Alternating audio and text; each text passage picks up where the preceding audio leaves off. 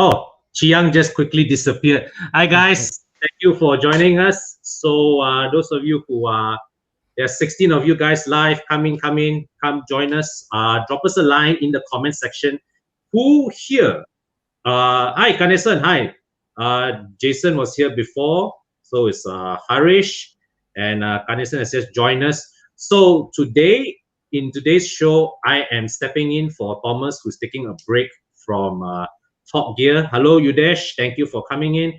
And now, usually Thomas's Top Gears is all very philosophical questions, very a bit more deep questions.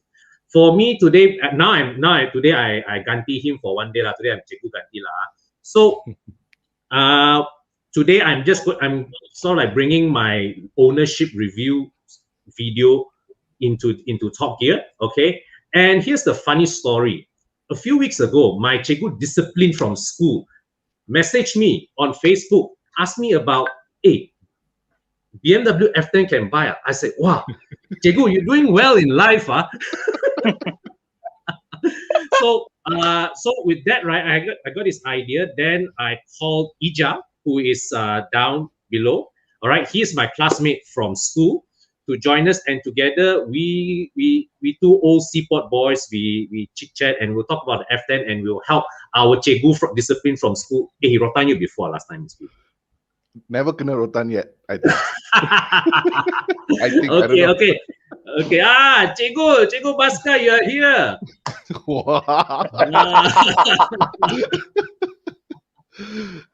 Okay.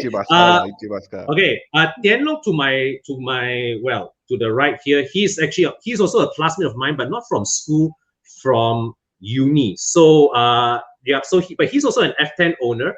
And yeah, so basically right now, my classmates are all doing well, all driving BMW F10 5 Series. I'm the guy who's stuck with, two old ass cars. Bro, you are like two 5 Series. Yeah. 2 5 Series, bro. You're living the dream, man. Yeah. All right. So, anyways, I'm very excited to do this. And of course, Thomas, if you are watching from home, thank you for giving me the space to take this as well. And before we proceed, let's introduce our guests. Who of you want to start first? I can go first, lah. Okay. Easier. I volunteer. I guess my name is Ija Mohan. I am Connor. Schoolmates, classmates from oh God, so many years ago. Yeah, man. Back in Seaport, it's so long ago. It is no longer even known as Seaport. It's known as right? So, I'm actually, first off, I want to say the name of the show, Top Gear, is a very very smart naming convention lah. Because you say it enough, it just sounds like Top Gear, right? Yeah. Very smart. This is the brainchild of my colleague Thomas. Okay, I follow you on YouTube and all that, yeah. But I confess I don't follow Thomas yet, but I will now lah. Now I have to already. Yeah. You appear on his show. Yes. I think the topic of F10, I'm pretty new to it. Owned the car for 2 years now. I bought a 5-year-old F10. Actually, I bought a 4-year-old F10 lah. So yours is a what? 15 car. It's a 20. Yours is the facelift, right? It's the last iteration of the F10 lah, the LCI. Facelift lah. Yeah. The 5 to 8, right? Sport, yeah. M Sport nice, LCI Enhanced Edition. Oh, I see. It was the last one. So clusters. Oh, yeah. We'll get into that OCD part later lah. But yeah, that's me. Yes. I think I'll pass it to Tian to also. Yes. Yeah. So, Con, uni feels like yesterday, but I think looking back, it's I got to know Con in the car park. Remember, we used to check out each other's car in the car park. Yeah. And we used to watch a lot of Top Gear, and we were saying that one day we're going to buy a Subang Airport so that we get to own the runway. There were some jokes that we used to have back in our uni days.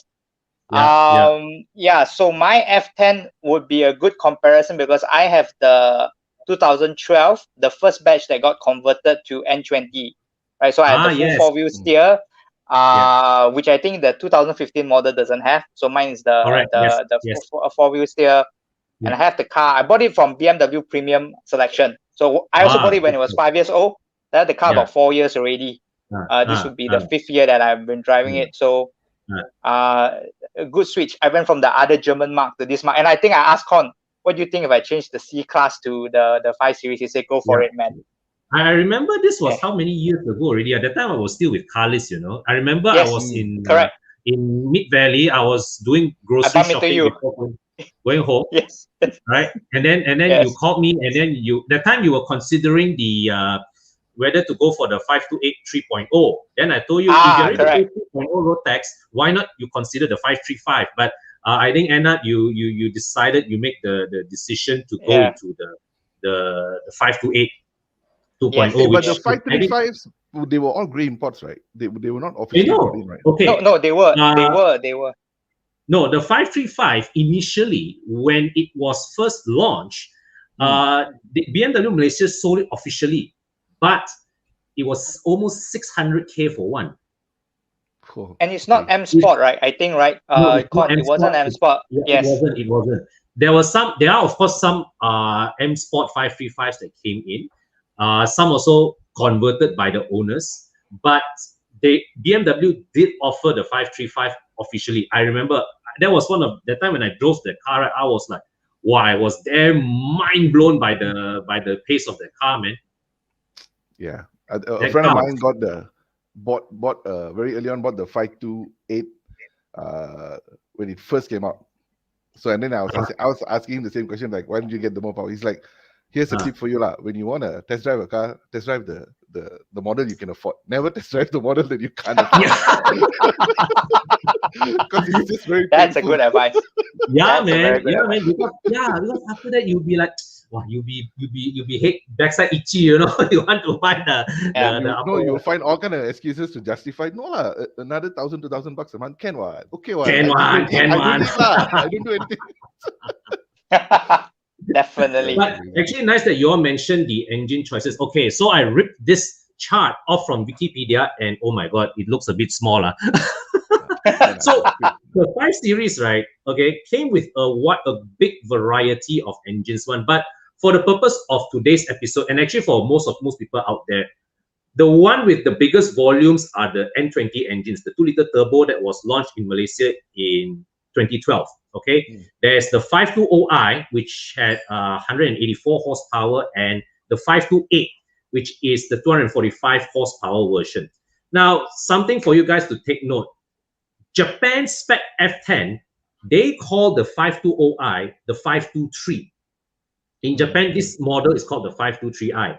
And of course, the 528 badge was also used before 2012 to represent a 3-liter engine model as well. So the thing is that when you shop for an F10, okay, you really have to look at the specs of the car and to see which engine that you're looking at. Generally, they are all quite reliable, but for the purpose of today's episode, and because the two owners that I have here relevant to their expertise, we are focusing mainly on the N20 versions, which is the 520i and the 528i. Yeah. Cool, man. Cool. Okay. So, Chiang, can you show us the current market value of the F10? Cool. So right now, cool. Can I say it's just really cool to have somebody who can pull up stuff for you and on. Yeah, man. I can get used to this. Jiang had some good training. Okay, so Henry Seal mentioned this. Timing chain guide need to watch out for N20. I don't know if you guys face this issue yet. Belum lagi. Not yet. But then, so I also got my car, I think, on the 4th year. That means it was still under BMW 5-year, warranty and all that. And that was one of the reasons I decided is I wanted to take the car, whack it a bit, and make sure BMW has a look at it before I run out of warranty lah. Yeah. So these were things like you see on you see the reviews and the warnings, the forums and all. So this was something that I also was like picky on lah. So I asked even a third-party mechanic to look at it. He said, "Oh, everything looks fine. It's not an issue." But definitely need to keep an eye on it lah. That's for sure lah. But the what you call that, the timing chain guide, it's a known issue for the N20 engine. Whether it's the 520 or the 528, it's a known issue. It will break. So the thing is that if any of you guys, if you currently own an F10 or if you are buying an F10, this is an area you definitely need to tackle at, I don't know, maybe what, 80,000 kilometers, 100,000 kilometers. I was told that the BMW changed it on my side, so that's why I was. Okay. Well, Sean, I recommend that you have it changed. Okay, and just now, okay, No Name asked B48 better than the N20. The B48 was never offered in the F10 to start with, and Henry Sew actually mentioned this. The 520i facelift is now available for as low as 94,000 ringgit, and if you ask me, it's not 528, but that price, I think it's quite a steal. Right. Actually, before I got my car, also another friend of mine was looking for the F10. And then, but again, at that point, I was not looking for the F10 and then they were saying that they're looking for a specific model, and it's about 150 grand at that point. Then I was looking through Calais, I was going through all this, and it's like, hey, can you get below 100 mark? Why are you paying a 50,000 premium? But then I did not know at that point that this guy was very fixated on the LCI. He wanted the LED lights, and he wanted the digital cluster and all that. That is the So if you think about, if you just want an F10, man, you can get something, I think in the 80,000-70,000 range also lah. Again, it has risk attached. You look at the 520i, right? 69,000 ringgit pre-facelift you can get ready. Actually, if you guys go even further back to like the 6-cylinder NA models, right? The 2010, 2011, they are even cheaper. I think the 523i, right? Called the 523i, that the lowest spec 6-cylinder when they introduced. I think that would be very attainable price now. Very, very close. I can buy that one, but voila, the thing with that engine is that, right? For those of you who are accustomed to turbocharged torque, that engine, you need to rev it in order to really enjoy the car. Otherwise, right, you'd be like, wow, why is this car so sluggish? Because it's very heavy. And the old 6-cylinder engine, it delivers its power at the higher end of the ref range. Yeah, and also, my model came with the stupid active sound designer. So it's very deceiving, It's extremely deceiving. But I've come to like it. Basically, it's artificial engine noise in the cabin room, right? So there's no way to switch it off unless you have like a Beamer code or a Beamer link. Then you can switch on and off, right? It is so noticeable. It's no joke, When I'm driving and I switch it on and switch it off, it is a world of difference, Really, it is the artificial engine noise in the F10. But it's actually I prefer the noise, especially because it only kicks in when you put it on like sports mode, right? You actually you feel like you're hearing the engine. Or not the sound deadening, you don't hear much in the cabin. Okay, so Trust GTI has a bit of advice. I think he's still talking about the timing chain guide, right? So problem starts from the timing chain tensioner. As preventive maintenance before the cold start rattle will reduce the chance of needing to replace the whole system later. You guys gonna cold start rattle either of your cars? Not yet. Cold start rattle. Let me think back. I think I had a different issue because of my mountings giving way, and then I noticed. But anyway, one thing is the BMW. As far as my experience concerned, don't follow the maintenance guide. It's a little bit too. The mileage recommendation, if you follow that, I think then you're going to end up. So I would advise whatever they propose, you do it 20 to 30% earlier. Then I think you should be in a very safe zone. So Tian Long, you answer Charles Chin's question here. You have changed your engine mounts. Yeah, I have changed. I think the car is 9 years old, right? You're bound to change, and the gearbox mounting as well. So I changed the whole set, right? Give me the smoothness back again. Nice. Okay, so this is also something that I learned about the F10 recently in one of the Facebook postings. So apparently there's this yellow grommet somewhere, I think at the front passenger seat area, that actually lets water into the passenger compartment. Yeah. I came across a post about somebody saying that there's flooding in the inside the cabin lah. Yeah. And then I saw like Sebo, I just went and shone a torchlight. When you open up the boot, you see the two corners, right? And there is some water retention there, no? Oh, because damn. all the so there was leaves and all that get stuck in that little compartment there. Yeah. So now I'm like a hero. Every weekend I'll take my little the one to pick up the sampah, the garbage one, right? Put it down there, take out all the leaves, making sure it's clear. So it is, yeah. It's all the leaves and all that get stuck there, lah. Then you get the problem, lah. You know, sometimes, right? These things are these hidden things. There, Chiang found it.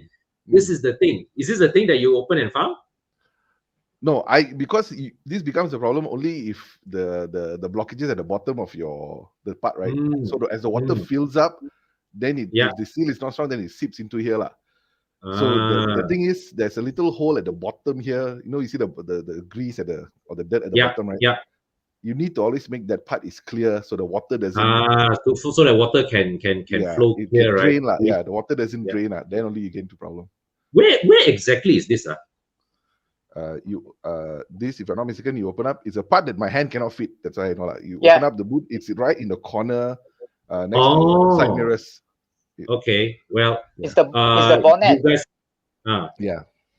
you guys are not alone in dealing with this. Sean Koh also faced this. One of this is I was like when I serviced my aircon, right? Because actually, if you leave it bad enough that there's a lot of leaves there, there's one thing I learned, right? You will actually have some smell coming through your aircon as well, as if it's taking fresh air from the outside. So what I do now is when I send the car for service, I service outside. I just get them to blast everything out with the air gun and everything, so make sure this is spotless. So either you did ATF change before? Yes, in fact, yes. The first one of the problem with the ZF gearbox is either it's too cold or too hot. There's a time when the first gear goes to second gear, the car jerks like hell. Oh damn! And it's because of the what I understand is the solenoid in the gearbox. So I found a gearbox specialist who flushed it and cleaned all the solenoids. Then the smoothness was back. It doesn't happen from second to third gear or third gear to fourth gear. It tends to happen only on first to second, and it's a pain in stop-go traffic. You can Google the ZF gearbox jerk. It will work, but it's definitely an unpleasant experience. So for that, I went for a full flush and cleaning the solenoids. That is the example of worried it's something more than that. I need to change the whole gearbox. So I was praying hard that a simple flush would solve the issue. Yeah. Okay. But this also, when I checked with BMW, they said it's no need to change. They are like, oh, it's lifetime. No need. BMW will definitely tell you don't have to change one. BMW will tell you that it's lifetime. But let me tell you something. My silver E39, right? It was one of the last cars that was still distributed, that was sold locally in Malaysia, but it was before BMW Malaysia's time. That time, Auto Bavaria was the distributor. And when I looked at the manual of the car, owner's manual of the car that was printed by BMW AG, it says your ATF, right, is lifetime field, don't have to change one. But Auto Bavaria inserted another card that's obviously locally printed and says recommends your ATF change every 60,000 kilometers. This was the time of my E39. So the thing is that I believe with all this lifetime ATF field thing, right? Personally, I don't buy it. I think, with our kind of weather, right? Humid, hot, high temperature, and also if you have stop-go traffic, there's no way your ATF will last for a lifetime. It's either you change it regularly, or you just wait for about 180, 200,000 kilometers, you change your gearbox. Yeah. Okay. I think gone through our training, right? The years that we actually learn engineering, I don't think so we can buy the word a liquid can last a lifetime. We won't. We won't. Okay. So our regular host Thomas has dropped us a line and just said hi. So hi Thomas, have a good break today. And okay, so either of you guys had experience owning E60? No, man. I really wanted to, though. I was considering it before the F10. Yeah. You know the E60, right? I remember that was the car that in a way that grabbed my attention towards BMW. Even though I'm an E39 fan, but the E60 was the car that caught my attention from BMW. Because before that, right, during my school days, during my uni days, right, I was a Mitsubishi fanboy all the way. I was like, Lancer Evo, No choice. You went to government school, ma. So we all are either the either the Evolution or Impreza.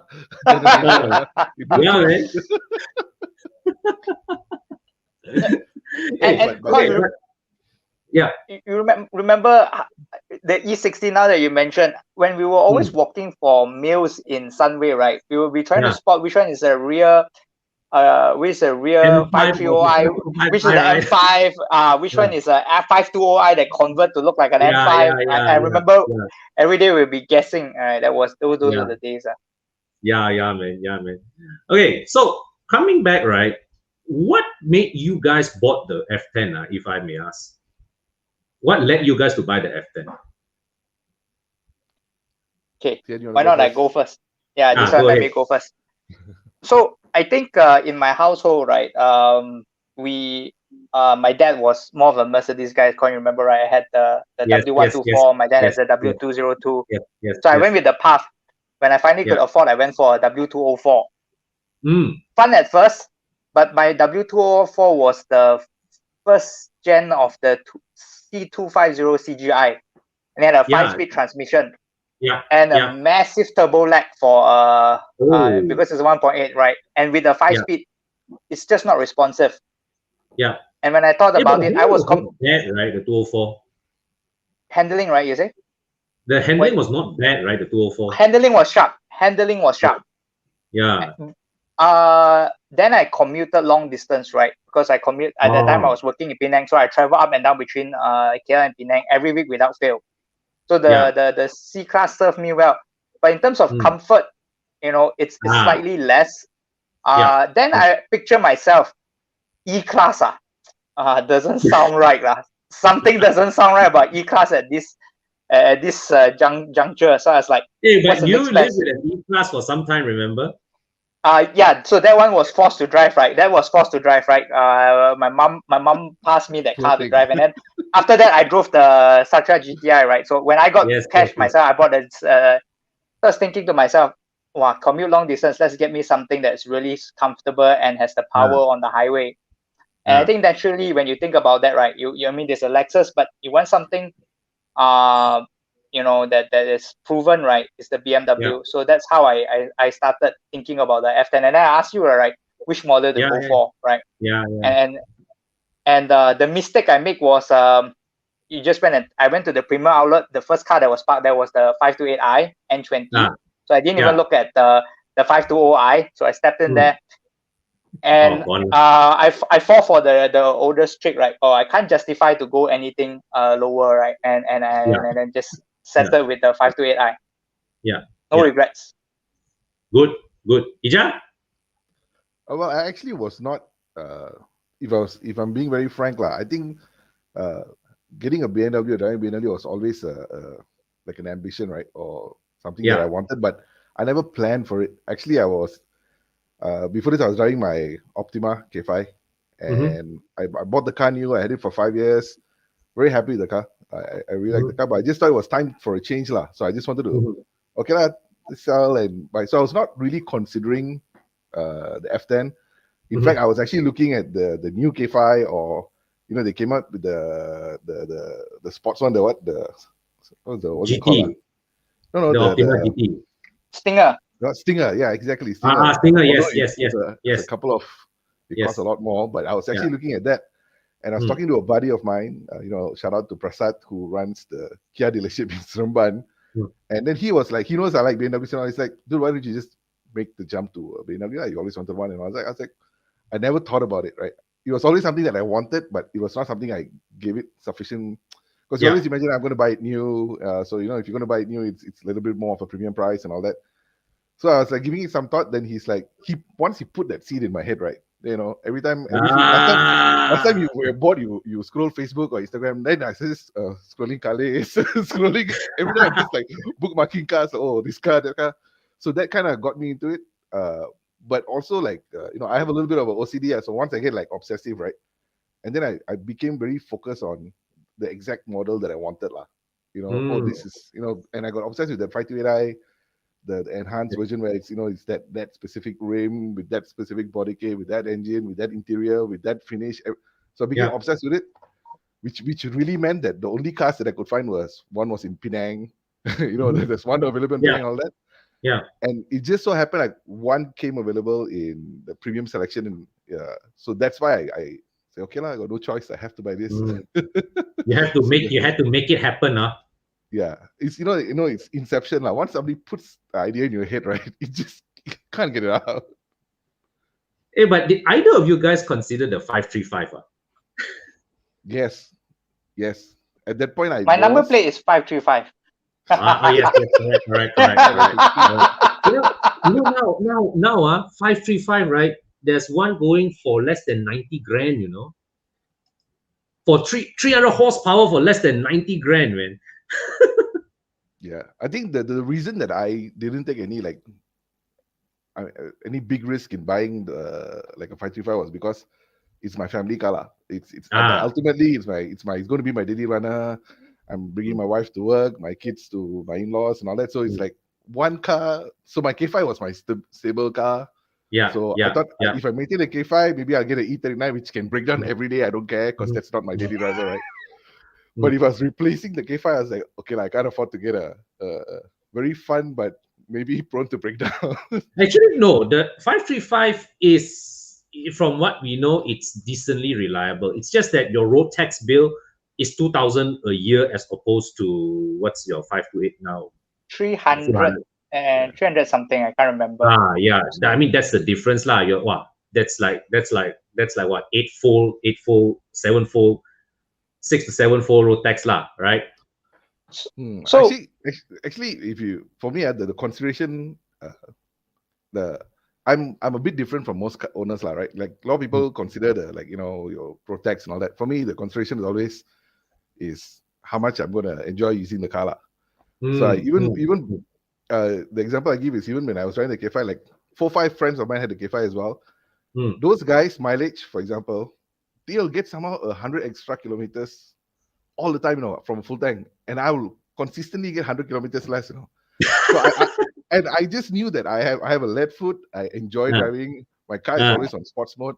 So for me, the consideration is that if I had the 535, God knows that I'll be like terrorizing the roads with the 535, and I will find it with weak points and stress it out. So I was like, okay, I'll buy fair enough.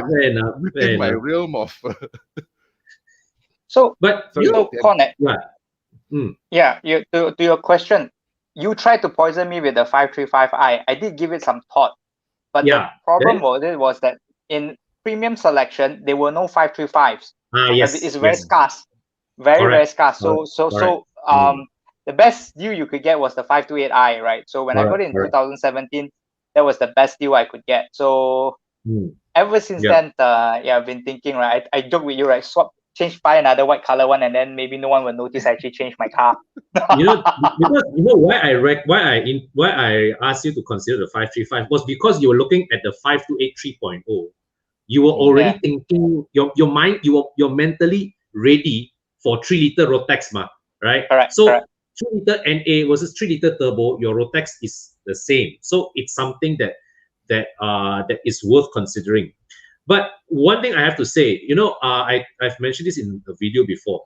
The F10 5 Series, right, is the one car that I have tested most extensively. It means that I have reviewed the most number of times. I've driven like 520D, 520i, 6-cylinder, active hybrid, M5. I've even had a chance to drive a 520D manual before when I was overseas. And I have to say one thing, the F10 platform, right, the dynamics of the F10 feels best optimized when it is fitted with the N20 engine. Somehow the right comfort, the handling balance, it just feels right with the N20 engine. Even the 535, yeah, you know, it's powerful and all that, doesn't quite have, these are all my pictures lah, all right? Yeah, good for finding them. All these pictures were taken by me. The top left is the M5, then the right one is the 535i. The wagon is, I think, the 520i. That was in Spain. Then bottom was the 528 3.0, and then the 523 2.5. So yeah, the N20 engine gives, I think, somehow is the best balance with the F10 platform. That has been my observation driving so many different variations of the F10. Yes, Kong, we all love your job, Kong. I tell you, like, I see your post and I see a review, and like I get like extremely jealous of your job. I think I've told you that before. I love you guys as my friends too. Yeah. So this it's a dream job, man. Has been my point. So, guys, both of you have had. Daniel, you've had your car since 2017. Ija, you also have your car for like what, at least 3 years, 4 years. Oh, I think 2 years, sir. 2 years. 2 years. Any fond memories of the cars to share with us? I think I was, you can say, lucky in a certain way, is because I got it, and then we the pandemic hit, and then everything's on lockdown. So all my dreams of going on extremely long road trips and all that was, no interstate travel and no this and all that. So that part was, I was like, I was really expecting to do a lot of long drives with the car. So every time there was there was a little bit of a gap where they opened up the interstate, or me and my wife jumped into the car, son in the backseat, we drove all the way north, never get down anywhere, didn't go anywhere, just drove all the way north and then drove all the way back just to enjoy driving the car. So in a sense, yeah man. Wait, so you bought your car at the start of the pandemic? Right before this whole thing came, right before, yeah. So it was interesting times, I must say. Yeah, man. Then you had the car for longer? I had a lot of experience of the North-South Highway. I'm sure I have my fair encounter of the various, let's say, taking record of my digits. Right, I made some donation to the government. Those are definitely some good experience. Exactly what I leave it up to the imagination. What kind of donation I've made. I think the car has, the more you drive it, the more you enjoy the car, and that's what I was saying about it. It's like sounds so BMW cliche, right? I think the pandemic, right? When it hit, right, and then finally get to go out and drive and start the car again, right? Wow, that was so satisfying. So I think, but I have some like the plug coil failures and all those. I have my fair share of the standard problem, like going to BMW limp mode, and it's like, crap, right? So I mean, there are a lot of this kind of fun with the car, I must say. But actually, right, since you mentioned that, right, we move on to what sort of breakdowns do you face with the car, or like major maintenance bills that you face with the car? Okay, I had since my car is older, I think I went through one pair of the front shocks. I think I texted you, right, Con? It was like 7K for the one pair, right? That was like, so it's fun to have that comfort mode, sport mode, right? The firming up the right wall. But when it does give way, it bites the pocket. And so I was never stranded on the roadside, but I was pleasantly surprised by the strength of the euro currency, and you needed to buy some parts. Okay, so I did preventive, like oil pump, right? The oil pump, water pump, right? Like I said, I don't wait for it. I think at 60 or 70K, I changed a set since I own the car. So BMW told me they changed it before they pass it, before they sold it to me. So when I did another 50K, then I said, okay, it's time. You know what? Let me just change all this. So nothing major. Oh, and the aircon cooling coil failed on me. That one was pretty worrying because you have to take out the whole dashboard. And I wasn't worried about paying the bill. I was very worried that I get rattling noise after put back. You Thank worry goodness the mechanic did they a didn't good put job. the dashboard back properly, right? Yes, yes. And thankfully when it was all put back together, it was fine. The gasket standard. I think all N20s you're bound to find that your gasket is going to leak oil, right? So those kind of things are standard, and it's a way of life if you want to own a BMW, right? So to me, not going to cry about that. Good. Ija, what about you? I know you that day. I had to. Dude, I have a lot, man. I mean, but also my timing was a little bit bad because it was during the MCO. So I got the car from Ingress actually, right? But they those guys completely shut down during the MCO. Even though I think workshops are allowed to operate and all that, they were just not available. So I think I had a couple of breakdowns. One was the standard the spark plugs in the solenoid lah. So that one was you get a that one there was one and they couldn't help because the workshop was shut, so I had to go to outside workshop. Of course, I made a lot of noise and claimed back from Ingress. Another one was the what do you call it, the alternator belt. It's something it snapped, and then so it wasn't charging the battery, and the car died. But it's in a way it looked like it was still okay, but actually it snapped below. So from the top, it looks like it's okay when you look at it. So we couldn't figure it out. Then so I thought it was the battery problem. So the battery guy came to change, and he's like, "Yo, man, your belt's not really moving." And he's like, "Damn." Yeah. So then again, Ingress was close. Sorry. Snapped, but didn't. But everything still continued to run like normal. Yeah. But it stops charging the battery lah. So you just get the warning in the car is the battery's not charging or something along those lines. And all that. And then so again, Ingress was closed during the time as well. So I had to go outside to third-party workshop to get it out. Again, made a lot of noise. Again, claim lah. So because it was still under the warranty period lah. So it was still out of pocket as such. So that was very interesting for me lah. It's getting tow truck, going to workshop outside. So that was interesting during the MCO lah. I think I don't know, man. I think the assumption of my assumption, like I speak for myself, right? My assumption was if I buy from the premium selection, or in fact, even if I buy new from BMW, is I would get a certain level of service that will not be the same outside. Actually, you find that it's the other way around. Sometimes if you have your neighborhood mechanic who you're friendly with, who knows you, they probably take care of your car a hell of a lot more than sending you to like one of the official. Actually, the important thing is, right, whether you go to official or you go to third party workshop, right, that relationship between you and the people working there is very important. And the thing with maintaining a BMW is this: it's most BMWs are, I mean, the popular models, right? They are actually not difficult to maintain, but and there are plenty of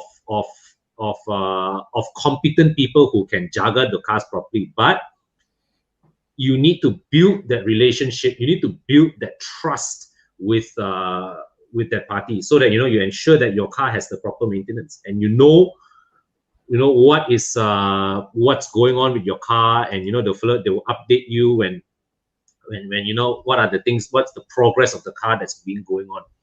I definitely agree with you.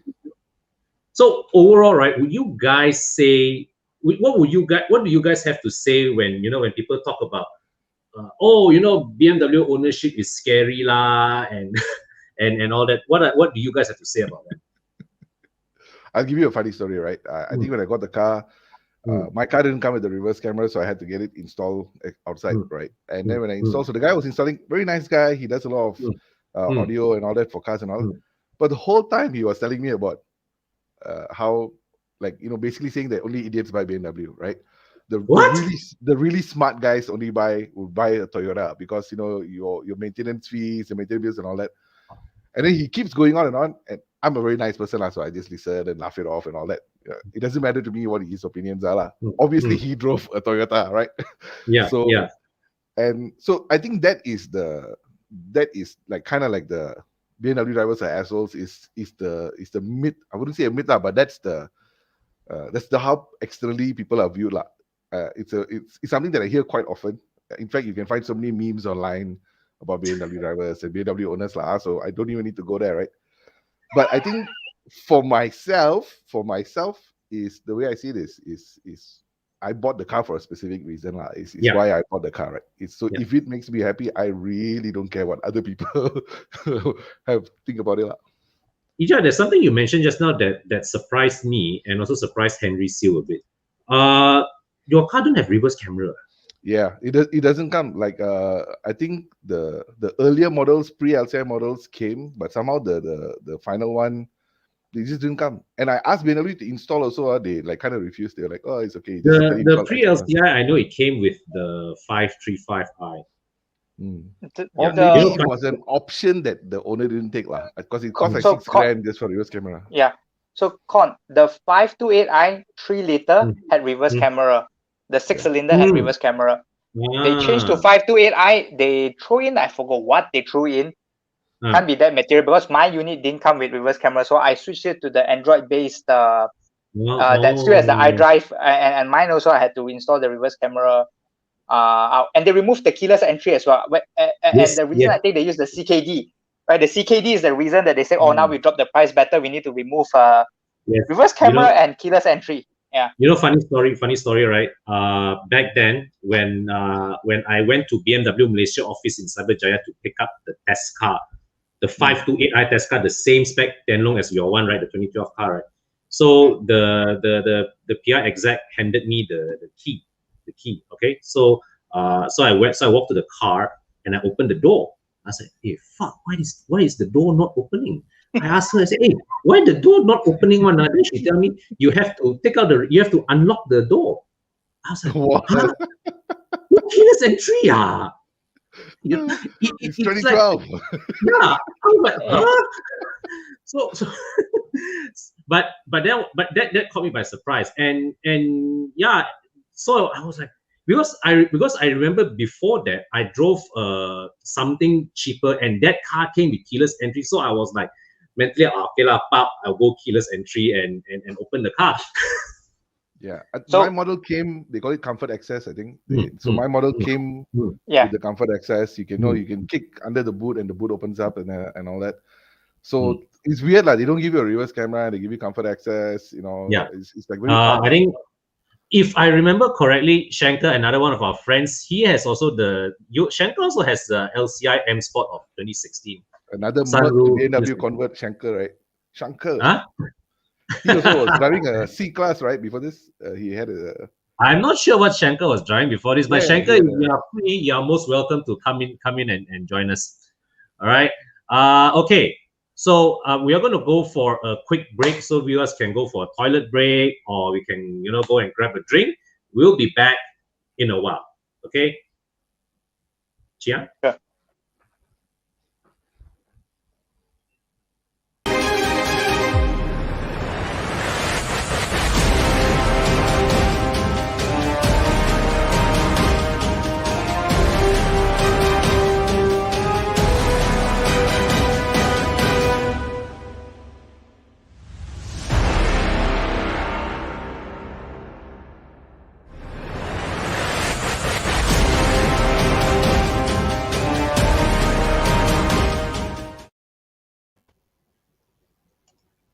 Yeah, my HP, I'm going to whack you, man, I tell you. Okay, so previously, just now, that was our Evo Club Fire Extinguisher. We are open a pre-order campaign. Sell a normal price, 220 ringgit. We are selling 360 ringgit for a pair. And we are only selling it in a pair. Why? We want you guys to spread the message of safety. Buy a pair, put one in your car, and spread the love to your loved ones as well. Okay, so fire extinguisher, definitely something very handy to have in your cars. So yeah, you can. So Chiang has flashed a message down there. Pre-order at club.evomalaysia.com today. Okay. Yes, Shankar, there's a link for the fire extinguisher. So later we'll send to you. Okay. Okay, guys, we're going to welcome another special guest. Tianlong, you know him. He has done some work on your car, I believe. Yes. So, okay, for those of you who do not know, Mike is with DNA Tuning. He specializes in tuning,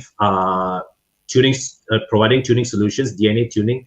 And the N20 engine is one of your most commonly tuned engines, right, Mike? Mike, we can't hear you. Mike.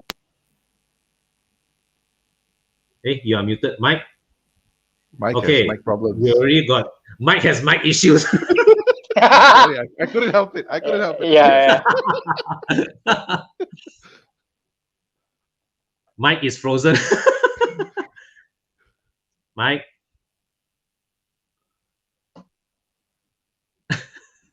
Already got question waiting for you, Mike. It's free consultation, man. You guys me now? Yes. Yes. Yeah. Okay, sorry. Because I think, hang on, yeah. You are off again. I think I better just use this lah. Yeah. A bit echo, but it's fine. Sorry about that, guys. Yeah. No problem. Yeah. Okay, sorry. Sorry, I'm here a bit late. Yeah. Yeah. Okay, so Mike, tell us how much extra horsepower can you squeeze out of a N20 engine from your tunes? Okay, N20. It depends whether yours is 520 or 528 lah. Yeah. Yeah, because with the 528, basically the car is already quite well tuned from the factory. Yeah. Yeah. So the increase is not so much. Yeah. You are looking at about maybe 30 to 40 horses. Yeah. Depending whether you are on stage 1 or stage 2 lah. Yeah. And, but the internals of the engine also slightly different, right? Yeah, different. Yes, especially the pistons lah. Because with the 528, the compression ratios on them is slightly lower than the 520. Yeah. Okay. Yes. Yeah. So if you push 520 too hard, you run into piston issues. So the thing is that, right?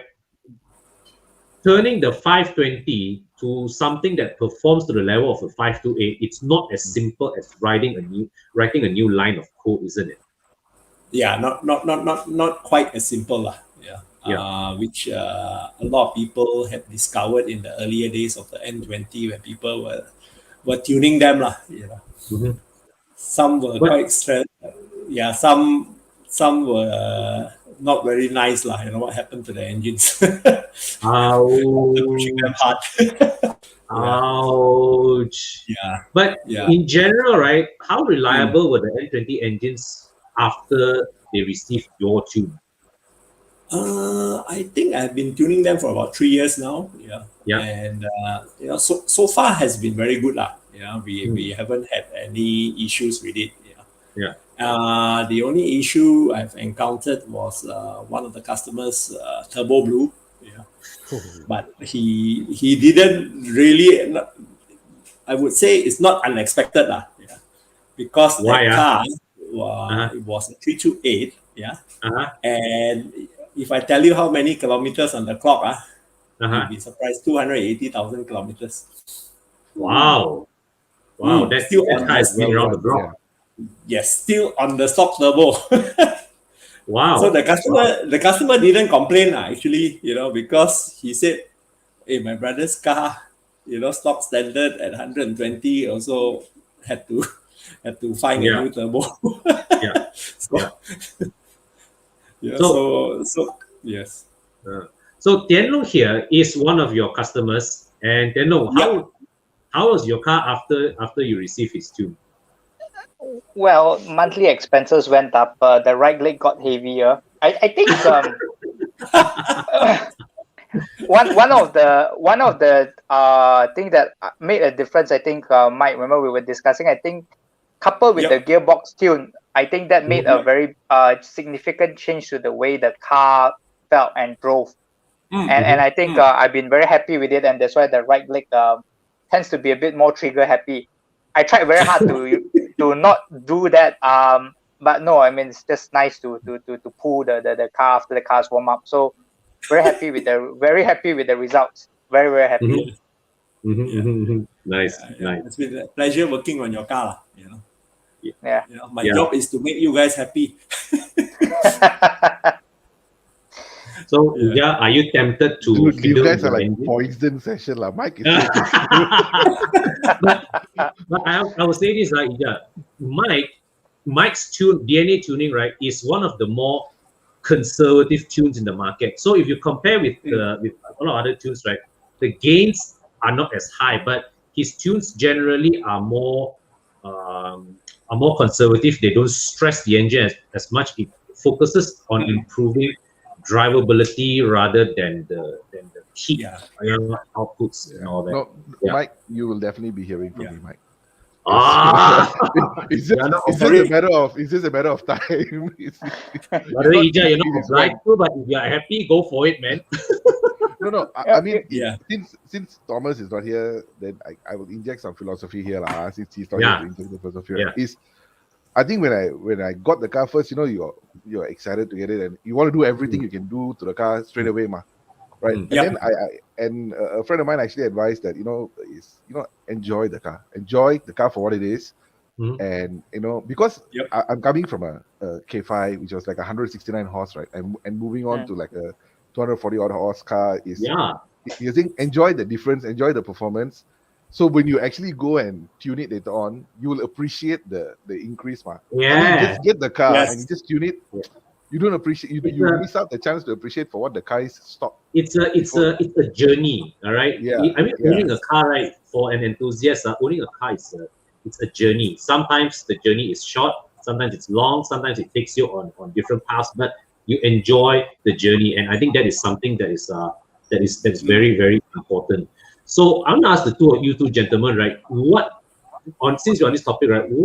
Are there any things projects that you guys have planned to spice up your car, or you're just going to be like standard into Inda and just leave it as it is until you move on to the next car?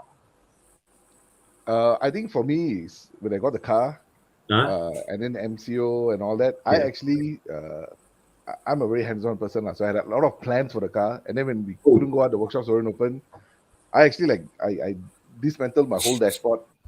And my wife woke up the next morning, suddenly our whole hall, right, was the car dashboard everywhere.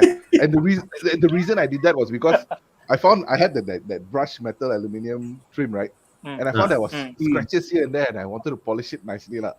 So I dismantled all the trim, the dashboard, the trim, all. Really, and she was like, what the hell happened? What the hell happened to the car? So... How long was it from the time that you took the dashboard out to the time that you put it back in? No, okay. So the thing is, I would have never done it, but because when I first collected the car, I immediately got the reverse camera installed, right? So they had to install the module for the head unit. So I actually saw the guy just remove everything so easily. I mean, these cars are, there's a couple of screws and everything comes out and it's nice. Yeah. So that when I saw how easy it is to take apart, I was like, oh, I got to try this for myself. So that's the reason. If I hadn't seen somebody do it, I wouldn't have tried it myself. Yeah. The thing is that, right, with cars like the F10, also like my E39, my experience that a lot of these DIY things is very easy for you to learn on YouTube, because these cars are so popular. And especially in the Masale countries where, for them, labor is high, it makes a difference for them to actually take the effort to do the things at home. And wow, Chiang, this is good, man. Yeah. Exactly. These things weren't there in my car the next day. So, Ija, you took out just this piece only, or you took out the whole thing? I took out the whole thing, so because I wanted to clean the trims around the head unit as well. Because I saw the guy remove all that, I was very comfortable doing it. It didn't feel magical. I'm gonna break something because I saw him exactly how he did it. So I was very comfortable removing everything, and when you get to really clean everything and to your satisfaction, and I was bored, bro. MCO at home. I know, man. I know that feeling. It's boredom more than anything else. Last month, I thought I also wanted to start my own DIY project. I wanted to change the wiper arm cover on my E39, right? So so it was through that I went to YouTube. I learned it was through that process. I learned that, oh, you know, there's such a thing. There's a special tool you use to pull out the whole wiper arm one, you know. So Really? I didn't know that. I didn't know that. So I ordered the part from China, all right? And the part came, and then I used it and twist and pull, right? But it was a 20 ringgit part lah. So as I was pulling it, the part got Bangkok and it wouldn't pull the and before the problem got solved, the car decided to flash me transmission fail-safe program. I mean, you want like nightmare DIYs. So I think, Con, I gave you a call the other day with some you know, saying like, oh, you know, my oil sump broke and I need to get it fixed, and then you recommended one of your guys, right?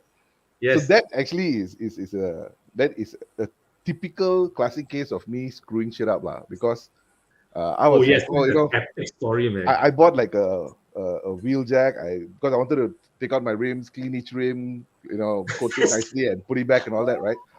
So I was doing all this. I finished everything. All 4 rims were off. I put it back on, cleaned everything. They look perfect. And I was lowering the car, and the jack slipped, and the jack went into my oil sump. And just broke the sump, right? And after that, when I talk to any mechanic guy, and the guy tells me, "Oh, F10, you must use at least 3 jacks. You cannot use 4 jacks." And I was like, "What? What do you mean 3 jacks? You need 3 jacks to lift an F10?" I was like, yeah. F10, very common mistake is usually your oil sump will break, or worst case, steering rack, which will cost you a lot more. If you lift from the middle, then it's a very classic. It slips lah. It's not very steady lah. And I was like, where was this advice when I was YouTubing? Nobody was like, F10 needs. But every local BMW like mechanic, you talk to them, say, yeah, F10 3 jacks. You cannot do 1 jack. Cannot. You need 3 jacks. So I think shit, man. Like, I think the tip is right. It's better to have a hoist. Yeah. Yes. I'll try to justify that to my wife. Hey, you got a nice big landed property, man. Yeah, but try to install your face, man. a lift. But having said that, yeah. So the thing is that, right? If you need 3 jacks, then what happens if you have a flat tire?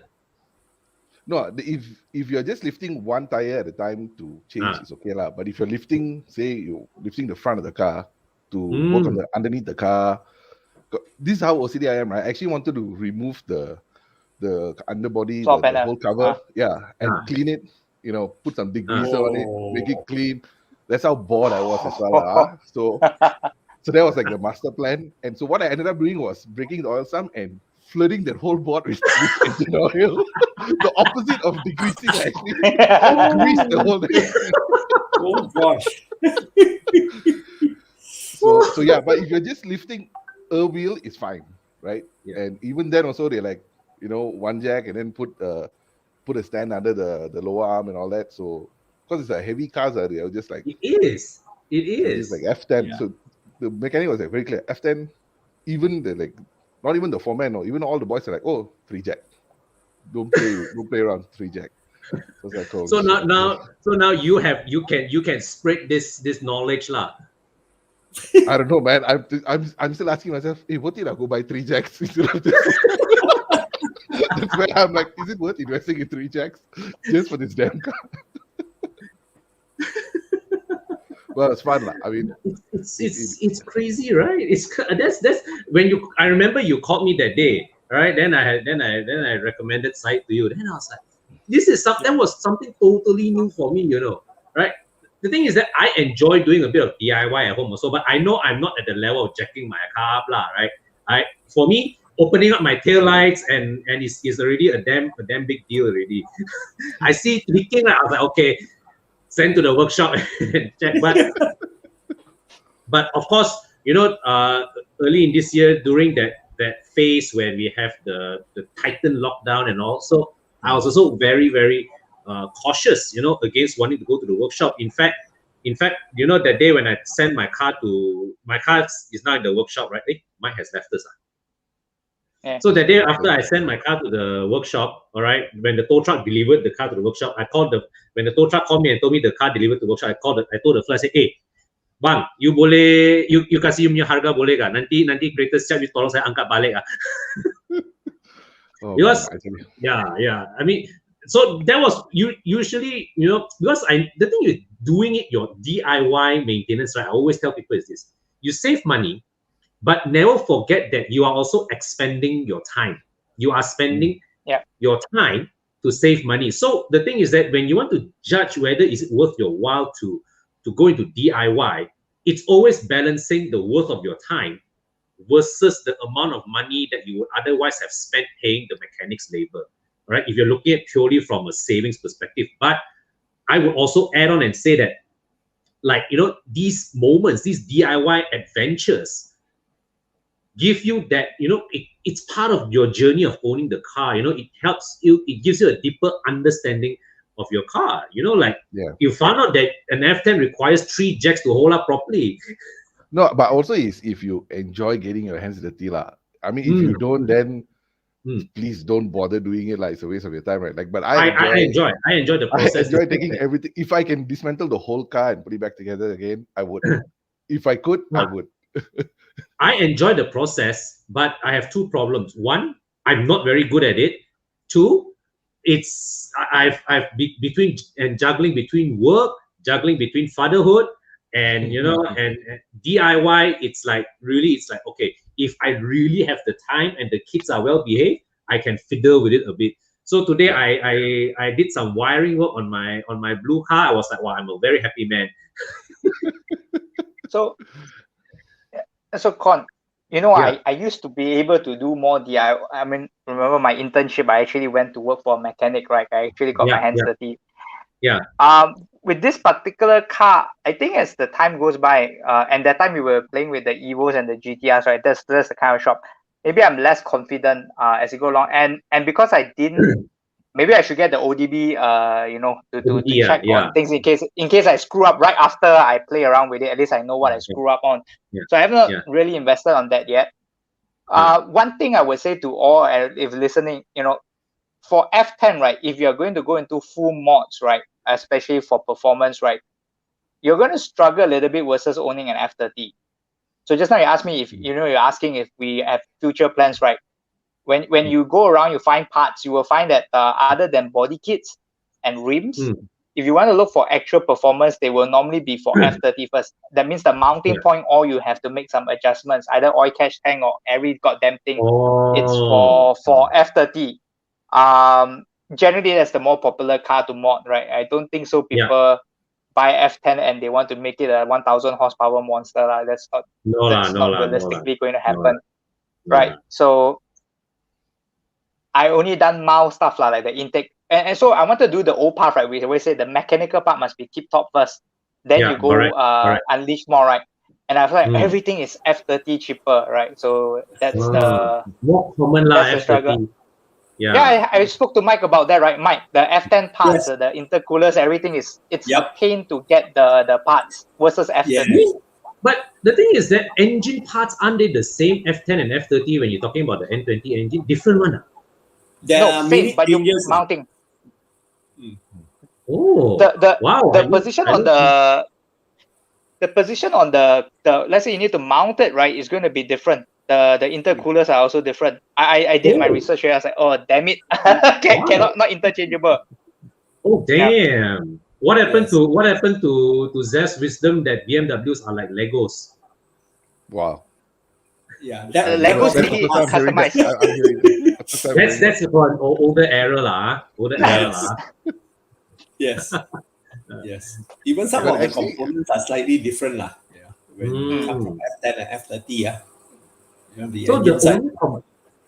I would imagine that body part, suspension, but I was imagining that, engine and drivetrain right up to the transmission, they are common.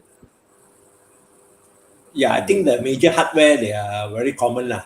There are some changes lah, because the platform is different, you see. So the positioning of your engine and then the engine compartment is different. 5 Series and 3 Series. Correct.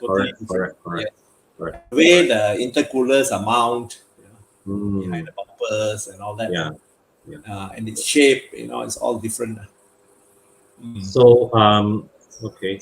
So something a bit unrelated to our topic today. So, Mr. Black thinks I look like a schoolboy. Very active. I'm in a live session with 2 of my classmates. Yeah. So me and Con are the same age, if you can freaking believe that. Yeah. I look like your uncle there. Your Indian uncle. I think this was like 2 or 3 years ago when I went to Tapao chicken rice, right? The chicken rice lady actually called me, boy, your chicken rice is done. I was like, oh, damn. It's the best chicken rice I ever had.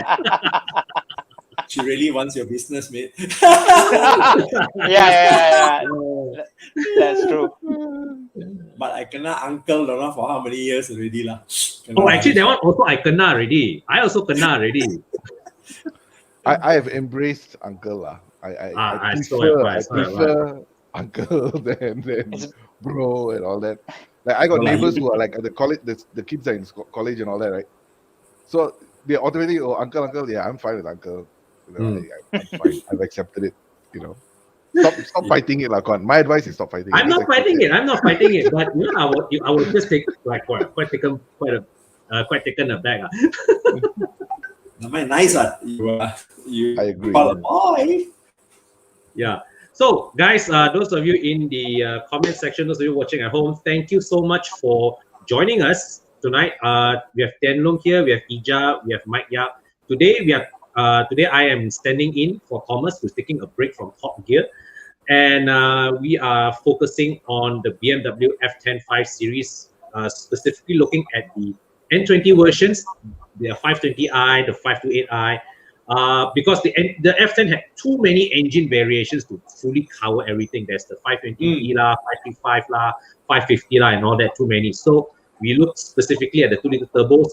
And if any of you have questions in the that you want to share, if you are looking to buy one of these, if you have also your current experience that you want to share, do drop us a line in the comment section. Let us know, right? If there's any questions that you want to ask, we are going to just pick a few questions from the comment section.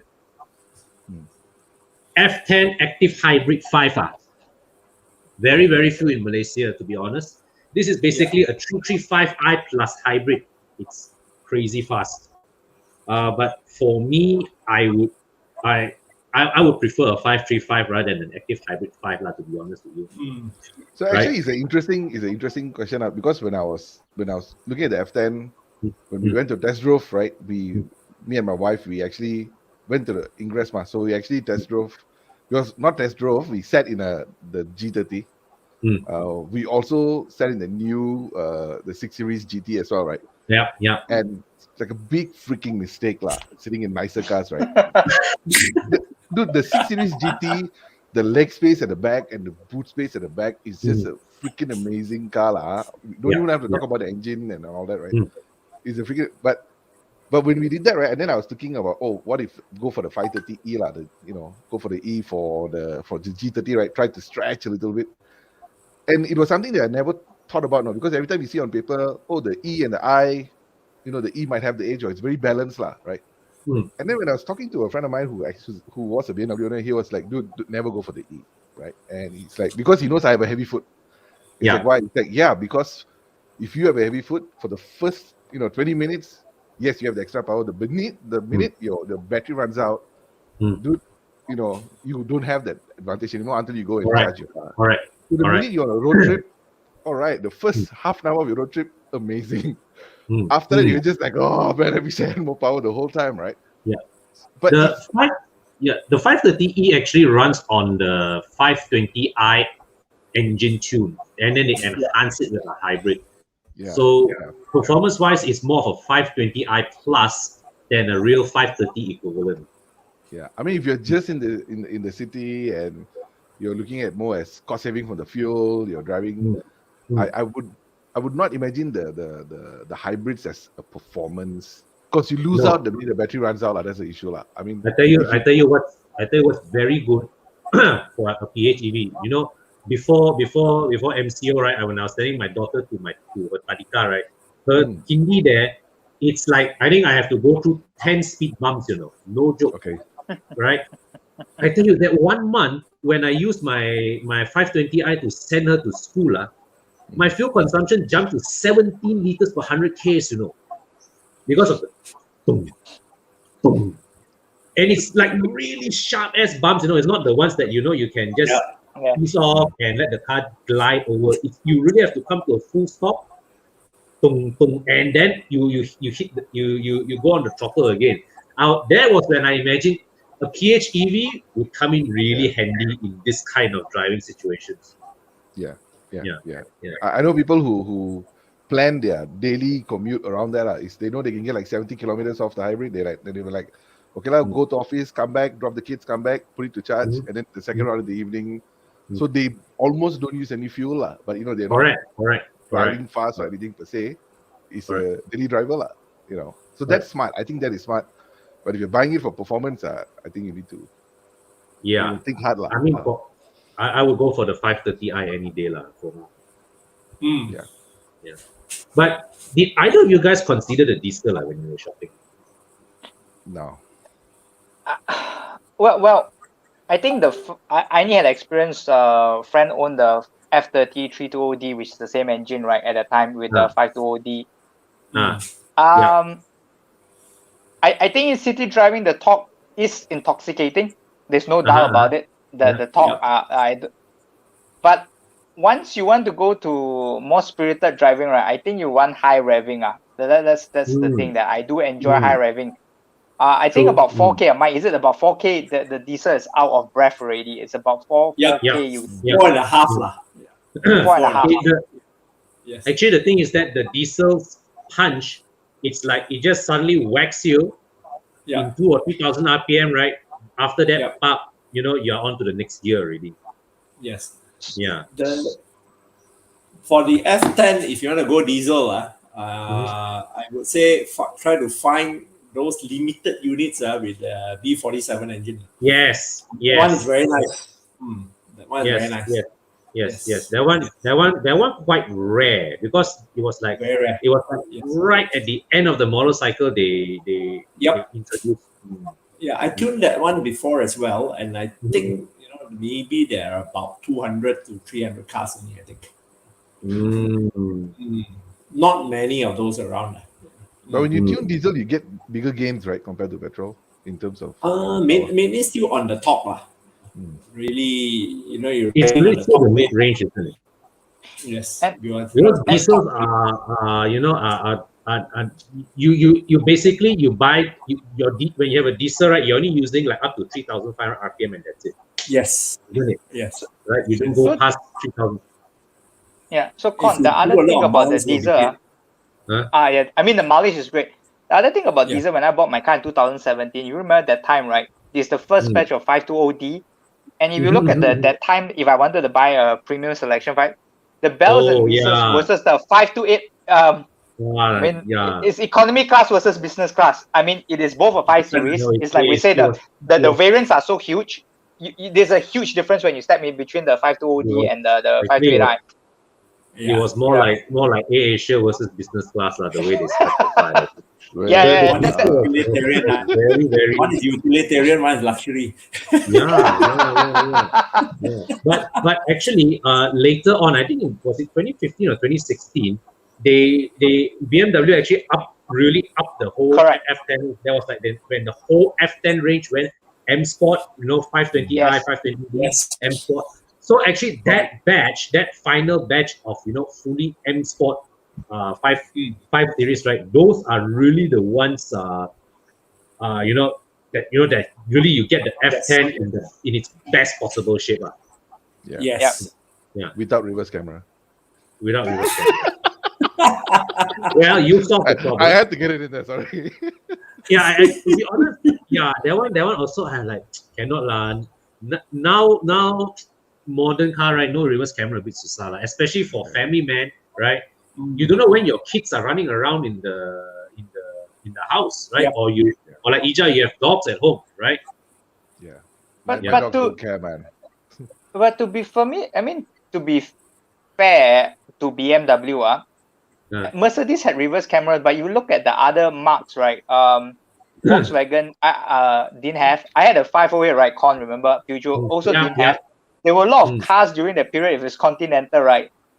They were. I remember the salesman would tell you that sauna or whatever way of parking, right? It's just as good. I was like, how can a diagram telling me yellow green be as good as me physically seeing? But that was the funniest thing I heard with the salesman tell me when I bought my 508, my Peugeot 508. So I mean, in all fairness, the Japanese were very luxurious with all these cameras. Yeah. Well, Sean Cole here has a more enlightened view. He say if my parents and ancestors don't need reverse cam, then I don't need it. Well, in life, you really just make do with what you have. Correct. Yeah. SK Leo here is championing diesel power. He's a 7-year owner of a 520D, 1,000 kilometer full tank. In city driving, that's damn amazing, Yeah. For city driving, that is very amazing mileage. Yeah. I don't look at the mileage in my car at all. You shouldn't. You shouldn't. I don't. I. It's one of those things where it's my cost of owning a car. I know my fuel cost will be higher than everybody else. I just don't care. I don't worry about it, lah. Actually, the important thing is you enjoy the car, right? Yeah. If the fuel bill is heavy and you don't enjoy the car, that really sucks. Yeah, I mean the thing is I also, if you're being philosophical about it, I think the why we buy a car, for example, is a big reason. So if you want a reliable car, you can do thousands of miles in. A diesel is a better choice, right? So you can get the miles in. But if you want like something performance, and if you have something in mind and that's going to make you happy, then by all means, go for that. And don't worry. But if you're going for performance, don't even talk about fuel consumption. Exactly. Don't even talk about the stuff, lah. I mean, now we're talking about tuning with Mike and all that. You can't even talk about consumption, dude. But actually, Mike's tunes are not that heavy on fuel consumption. I found out. I'm already convinced, Con. I'm already convinced to do the tune. So it all depends on your right foot.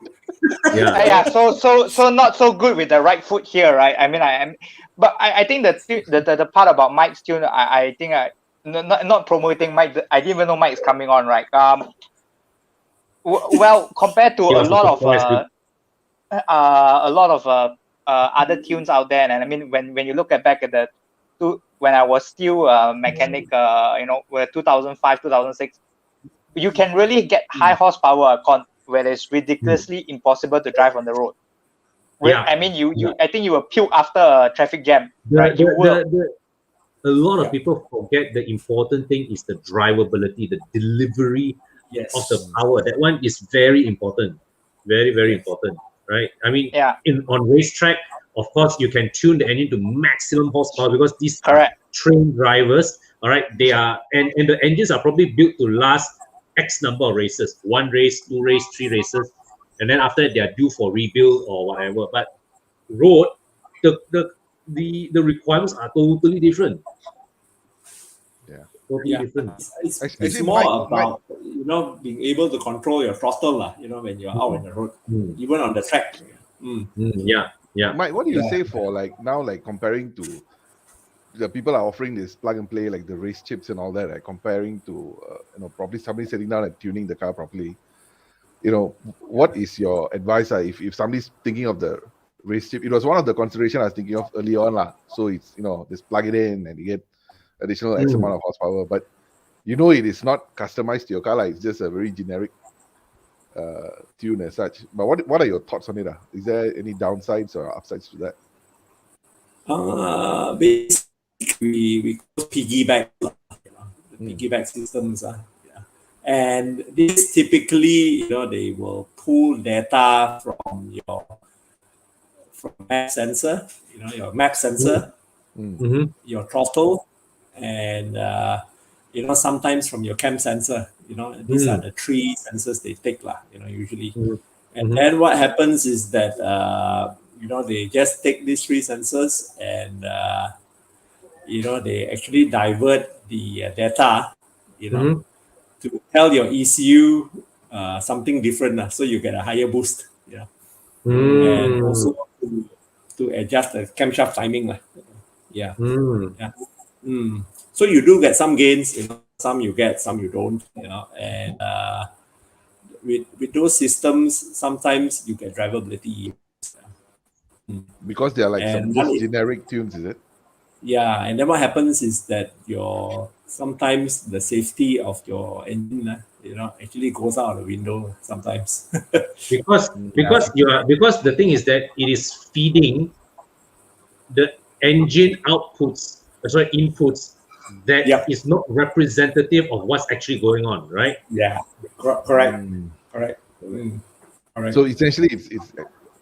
I mean, we're not promoting or demoting or it's not ideal. It's not ideal. It's better to do a proper tune. Yes.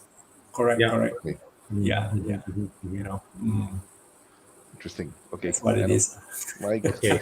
So, Mike, somebody is asking you about the 535D. I know you have worked on one of these before. Is this the customer? I think Prakash is the customer.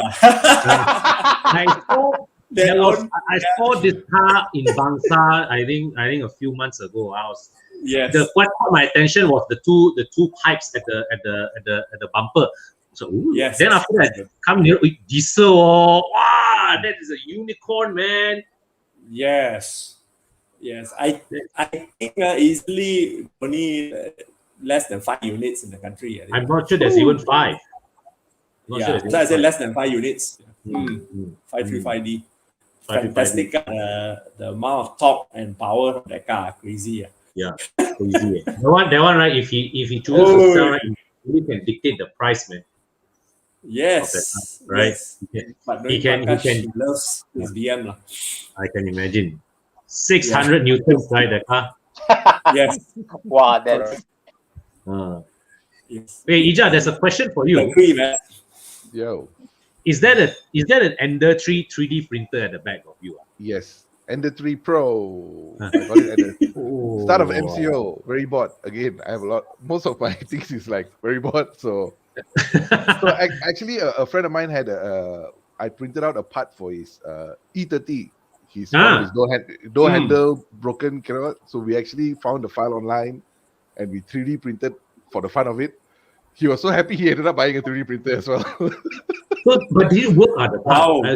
No, the part could fit, right? And for these 3D printers, mainly is the strength and all is dependent on the material you use. So the most popular material is called PLA, which is not very heat resistant, but it's rigid but not very heat resistant.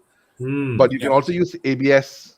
So ABS is a bit more flexible and more heat resistant. But the problem is if I 3D print ABS, there's fumes.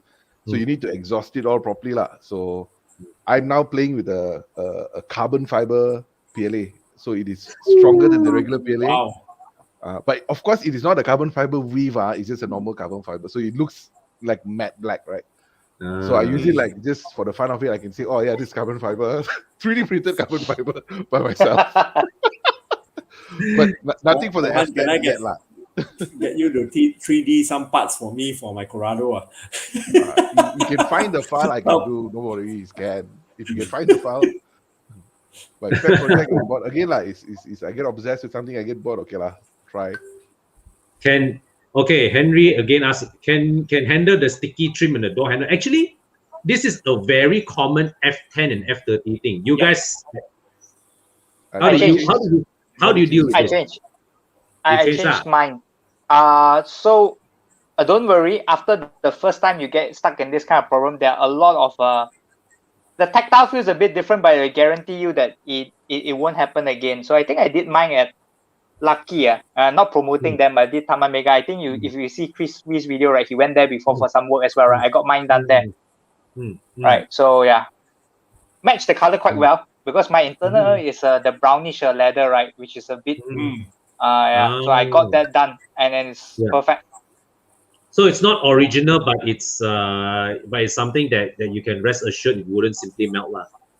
Yeah, it won't simply melt. I think that melting was a very disgusting few weeks when I couldn't. It was MCO. So it was the first MCO where so every time I go and buy lunch, right, it's a very unpleasant feeling of closing the door, right? Right. So yeah, very happy after that. First thing I do, I took the car and get rid of it. Yeah. Well, Sean is lucky because the service center changed for him just before his warranty finished. So that's good on him.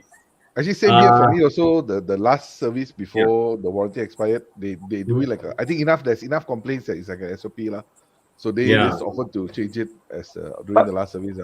But if it's the original BMW, I think it will peel off again, right? Because of the I cannot remember what's the reason I read.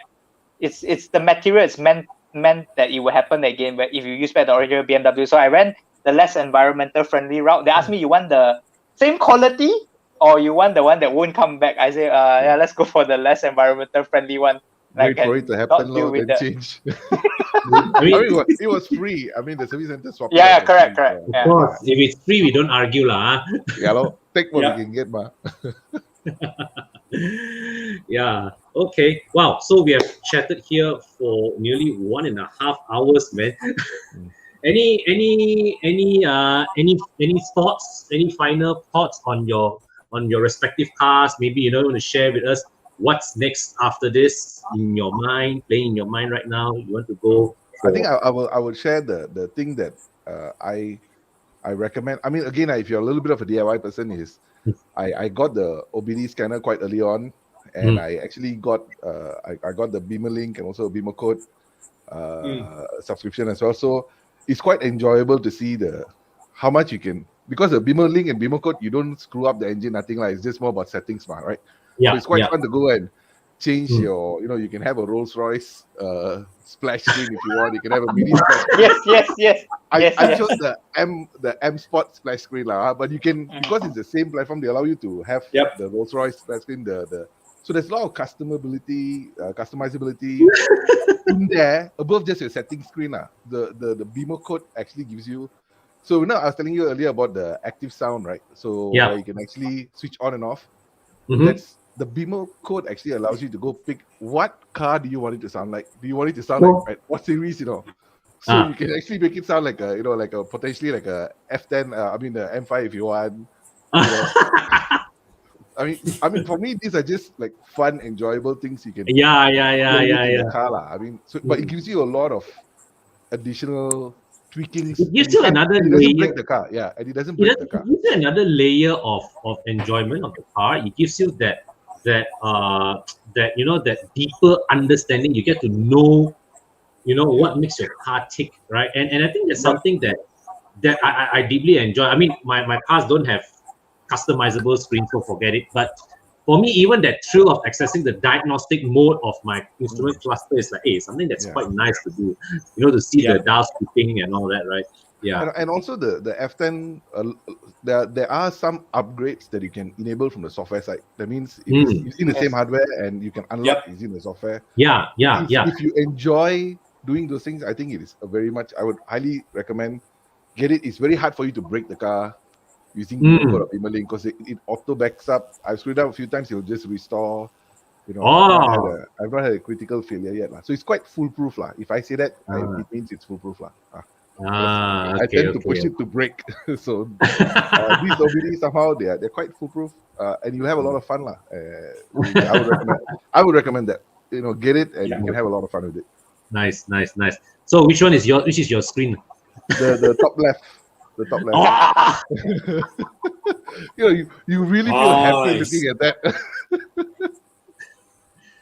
The thing is, Tiano?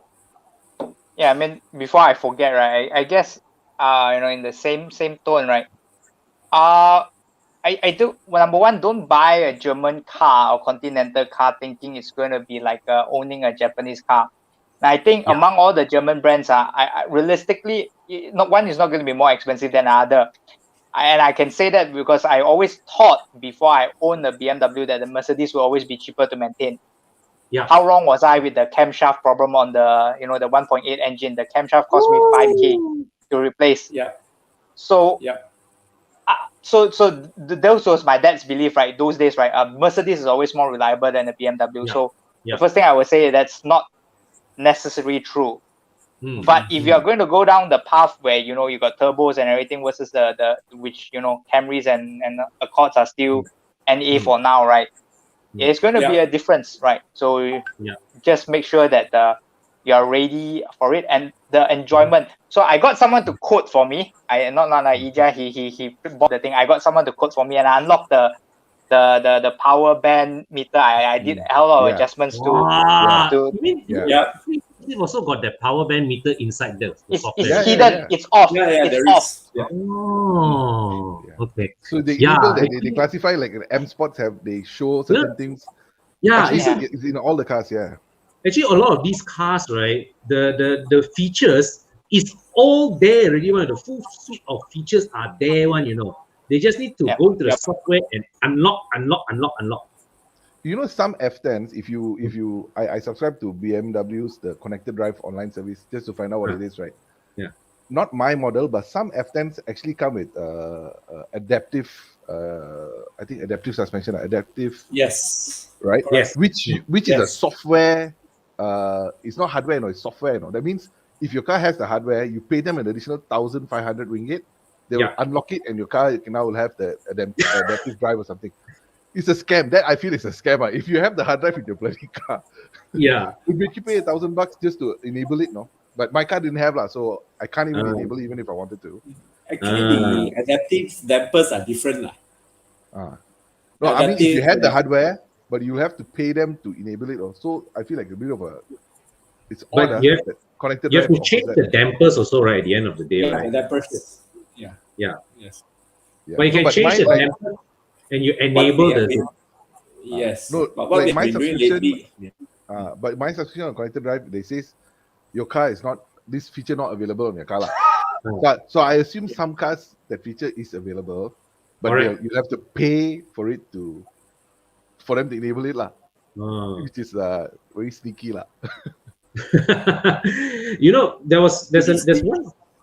there's one car, I think, I'm not sure is it Porsche or not. Right, they have advanced it to a level like this, for the future, right? What they can do is you buy the car. You can buy the car today, cost on spec. And 2 years down the road, right, you decide you want to add this feature. You go online, you swipe your credit card, whatever, Porsche will remote activate the feature and sir, you can use it in your car right now. Then I hope the mics of the world will let us activate it.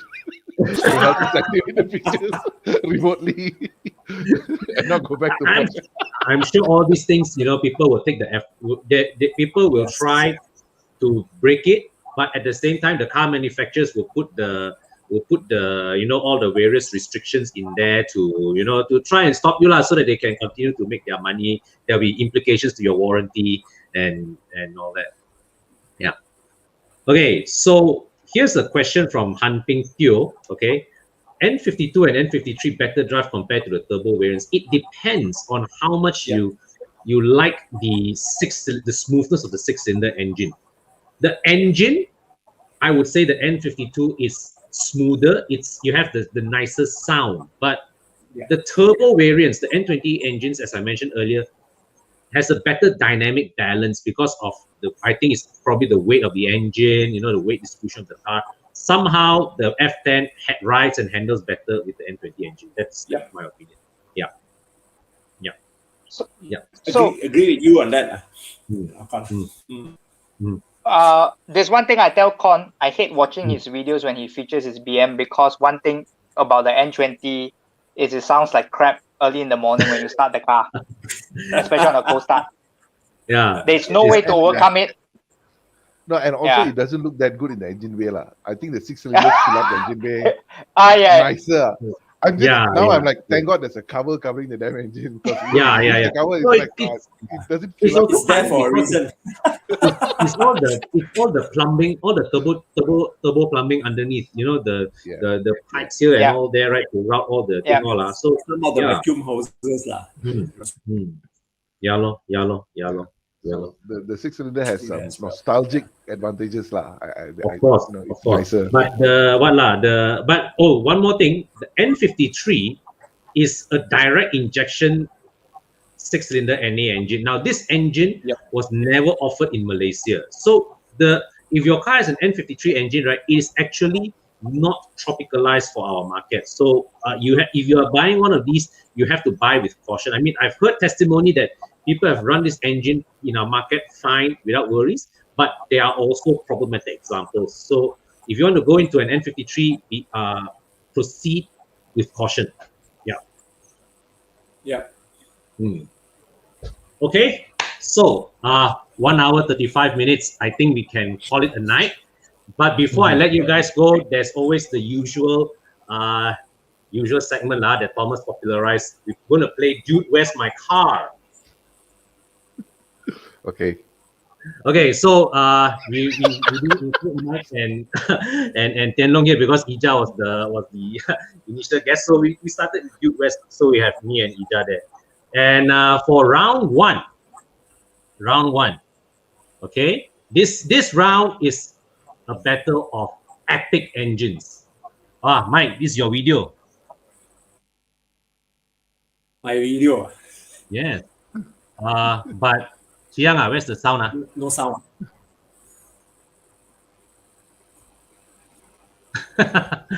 But I think everybody recognize this one this cabin That's the V10.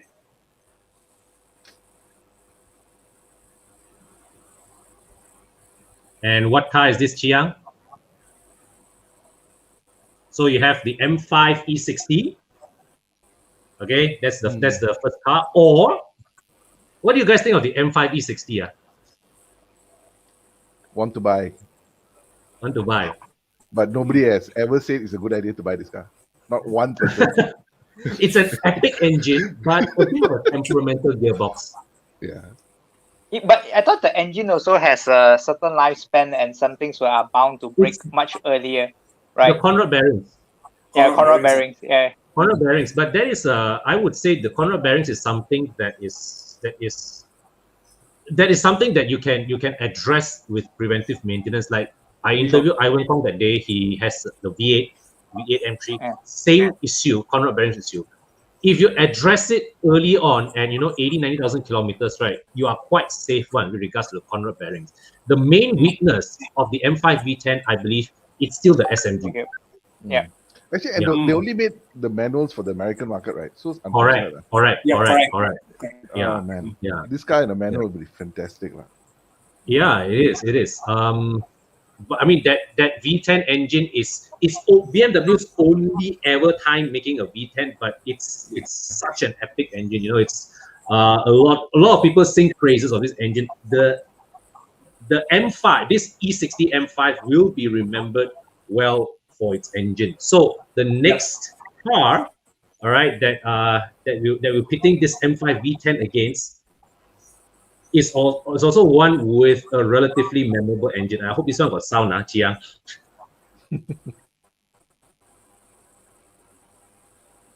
No sound.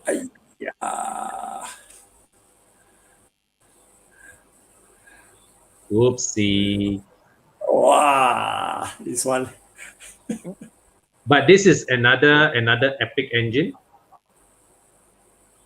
It's the Mercedes AMG 6.2 V8 in the C63. So this is also, I remember this 6.2 V8 when it first came out. I think they came out first in the SLS AMG, then they put it in the E63, and they put it in the Mercedes in the C63 as well, right? Very memorable engine. Amazing that a car in the size of a C-Class, they actually rammed a 6.2 V8 inside there.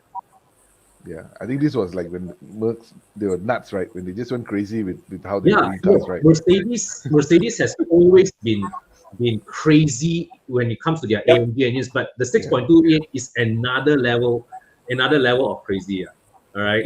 So between these two epic and cars of epic, and this was something that really got me scratching head during our Monday live show. So I'm bringing it for you guys to explore this question. How would you choose M5 V10 or C63 6.2? Come on, bro. You're asking a few BMW owners. I would say the M5 V10, no doubt.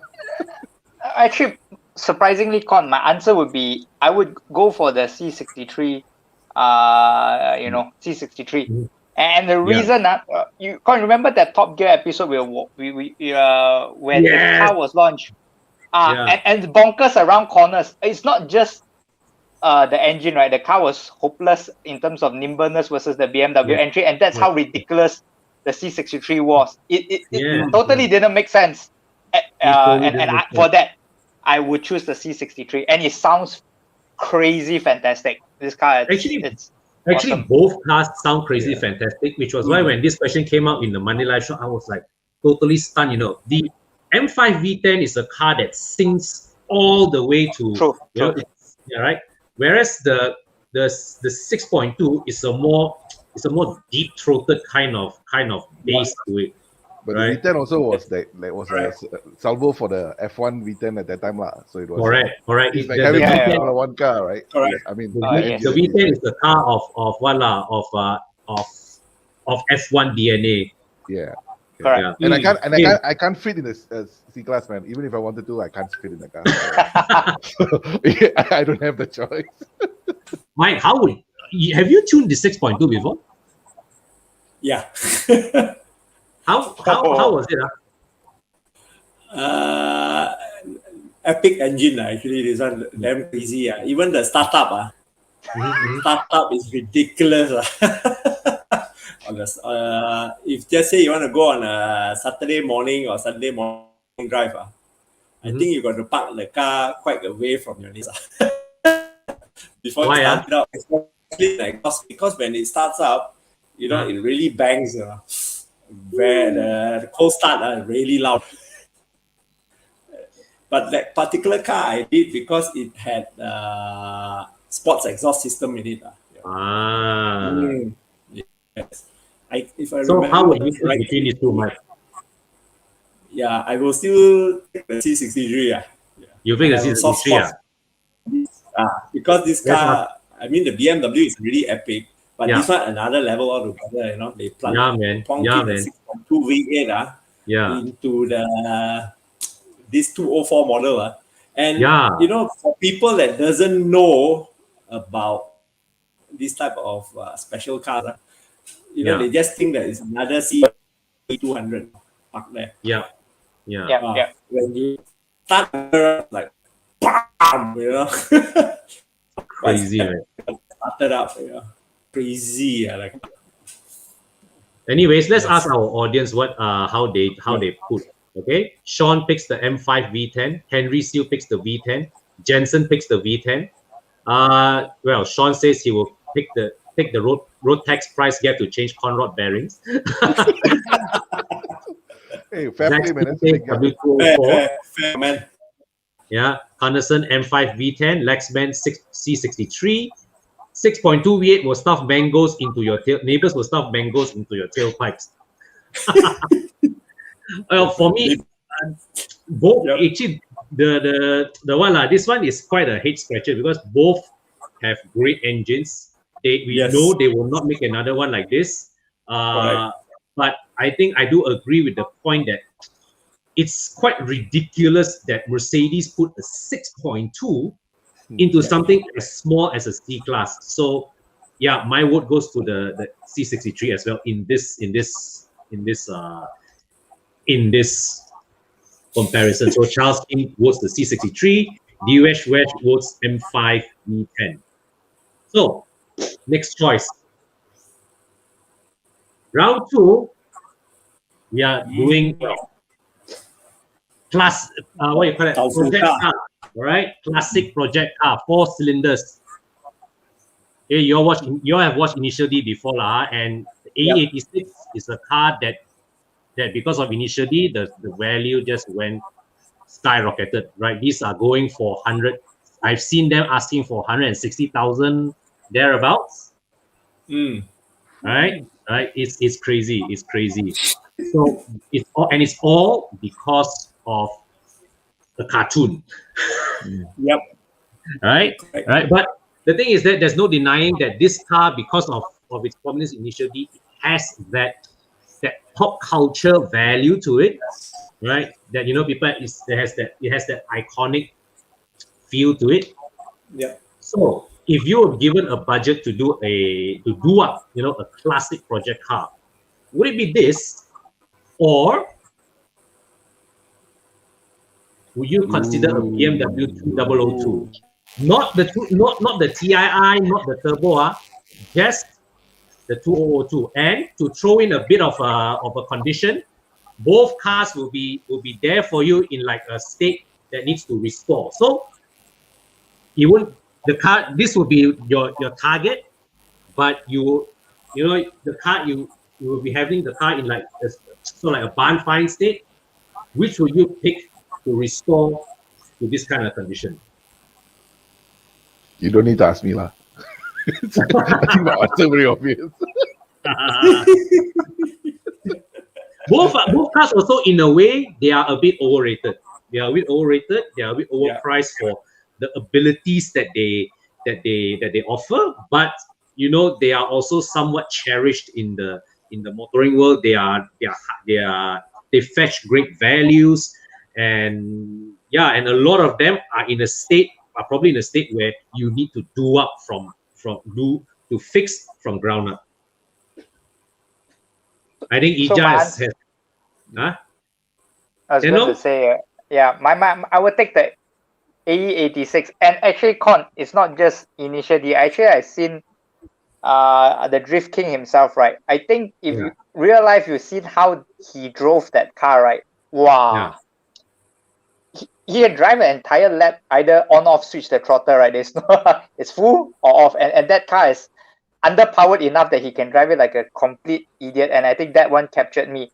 Takumi is anime, but seeing the Drift King pilot his AE86 through the mountains, right? It's forever leave a memory. For me, it would be the AE86. Mike? Oh, for me, it would be also the AE86 lah. AE86.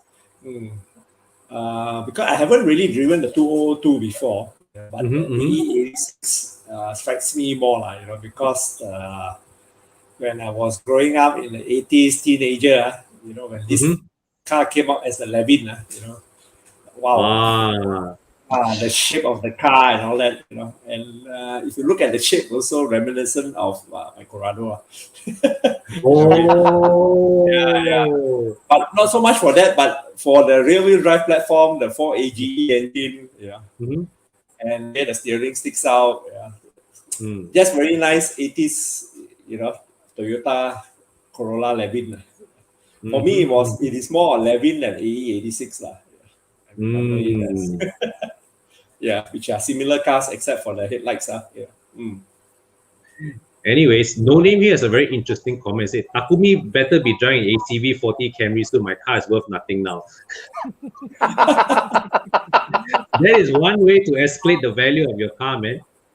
So let's look at what our audience are choosing. Charles votes for the 2002, Jensen votes 2002, Prakash votes 2002, Nitin votes. So all these 2002, Charles Chin says, okay. Yes, we've got somebody who voted AE86, but I'll smack 1JZ. No, 1JZ. You take the car as is, right? The stipulation is you must take the car as is. So Kanesa takes AE86. Joshua goes with the AE86. One is overrated, but however, the other one is the classic. Charles Chin has a valid point. 2002 is a worse rust bucket than the AE86, right? So Sean Cole says, okay, AE86 still. Wow. Now, actually, I made this pairing, and now I'm also stuck which one to choose. So which one are you going to choose, Con? You see, the thing is that, right? Because I added the condition where you are not buying the cars as is, but to put yourself in a journey where you found them in a barn find, you need to embark on the journey to restore these cars to this shape, right? Yeah. So I would think the 2002 would be the more difficult car to restore. Okay, because the A86 is newer. A bit of a fun fact, right? The 2002, right? The first batches of 2002s, they had 6-volt batteries. Their electrical system ran on 6-volt batteries. What were they, the 2002 or the? Oh, they could have been the 1502 or the 1602, but the first batch 02 series cars ran on 6-volt batteries. Yes. Yeah. Might be the 1602, I guess. 1602s. Wow. Yeah. So you don't have an alternator but a generator. Well, both now both these cars. But actually, I like the 202 a lot. Yeah. All right, but I think for me, Tianlong picks the 86, Ija picks the 2002, Mike picks the AE86. A lot of our audience picked the 2002, but I think I'll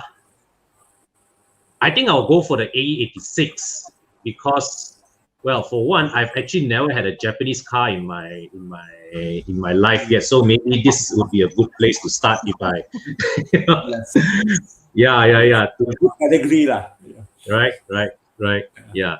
Oh, not bad. I got 7,500 RPM red line. Correct. Yeah. If there's one thing that Tianlong pointed out, right, the AE86 is a car that I think after restore, not that you would dare to, but after you fix that, right, it will be more resistant to abuse than the 2002 would be. Oh, definitely. Right.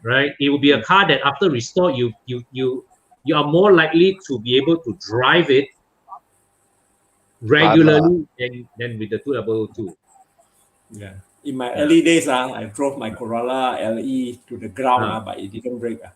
I had a Corolla LE. Every day I was hammering the car, but the car that's all you have. Yeah, man. Just put petrol, change oil, and go. Okay, so let's move to round 3. So this one a bit of a personal history for you, lah.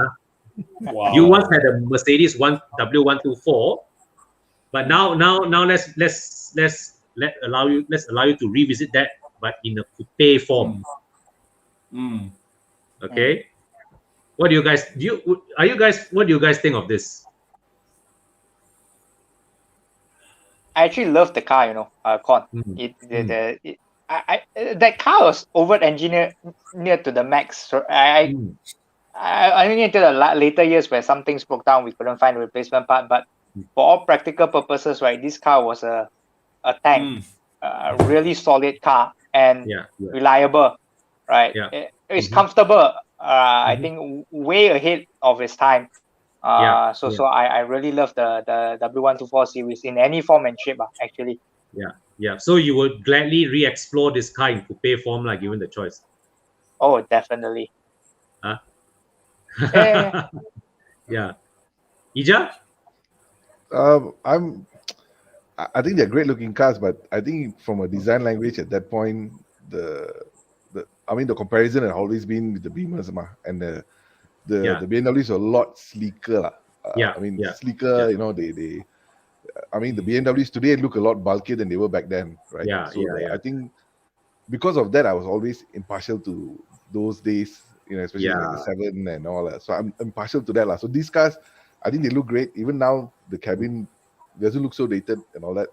Yeah. But I would still be impartial to a Beamer. Although I don't know what the other choice is, but the thing is that, right, at this point in time, BMW didn't have a 6 Series to compete against the 124. So there wasn't a BMW rival to the 124 coupe. Right? The 06 series is there, right? The 6 Series was before this. The 6 Series was before this. The 6 Series predated this, right? Mike, up. Oh, I think in my show the other day, we were talking about it. I said, this is one of my favorite Mercedes.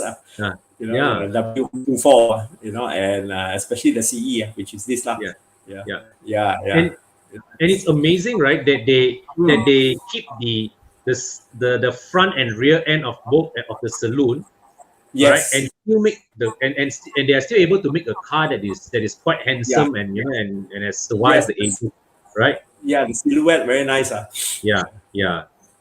With no C pillars. Wow. So during the time of this, Mercedes didn't have a rival from BMW, and BMW wasn't as strong as they are today during the time of the 124. So the C124 Coupe didn't have a direct rival from BMW. And if you remember back in the 80s, right, BMW wasn't the player that it is today. And the real rival for Mercedes at that time was actually Volvo. Because back then, people were always E-Class or a Volvo 240. Yeah. Con. You had... Now I know what this is very funny. Tian Long here, he once had a W124 and he also had a Volvo 244. So basically, I just showed him the coupe versions of his two old cars.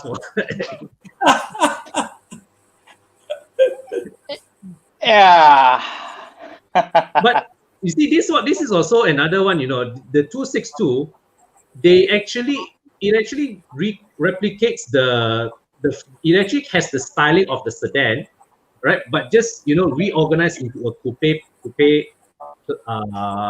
profile. The interior is practically identical to the sedan as well, the dashboard. Right. So Con. Yeah. And these cars were my dad's cars, so I had no choice, right? It's not something I chose, right? So whatever I could use to get to college, right? I just use whatever cars he allowed me to drive. So I had the 240 and then the 230E. Yeah. But I've sat in a lot of the 6 cylinders. If I'm correct, the Volvo, the larger engines weren't that sweet. But if you got yourself into the 280Es and that if I'm correct, this was the last time Mercedes made straight six. After that, they started to go to V, right? Yes. There was a very unique tone to the engine. So if you get the 6 cylinders, I think it's just like we say, the VTECs will never be made again. I doubt Mercedes will ever do a straight 6 again, and they were very special. Now they're back to straight 6 already, but it's just that it's in the higher. Yes. Your E50, the E53 is a straight 6. I forgot about not not real AMGs, right? So I forgot about those.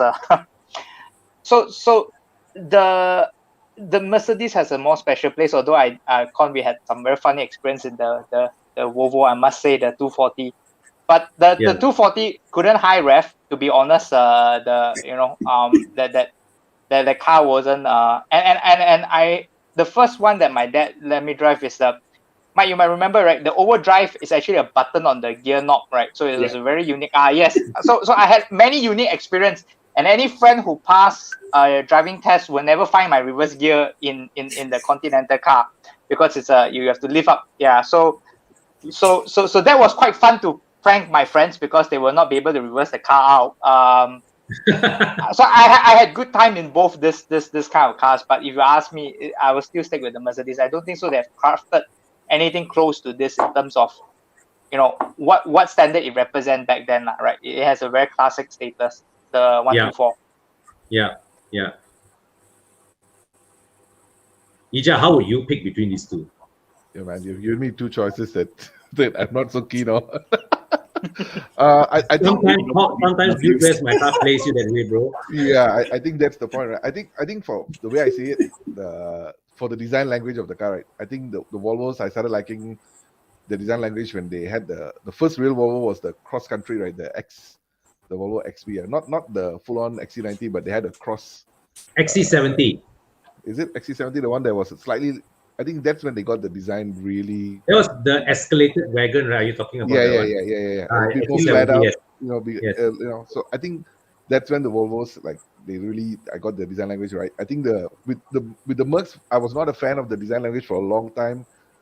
Until very recently, when the GLA 45 came out, Oh, that car, I was like, I want to buy the car. Like that's like, and I never imagined I would want to buy a Mercedes, right? But when the GLA 45 came out, I was like, whoa, that's a good looking car. I think that design language on, like, I think Mercs are on, the design is very good. But I think previously I couldn't, like, I would like the more classic Mercs before this, where they had soft edges. I like those.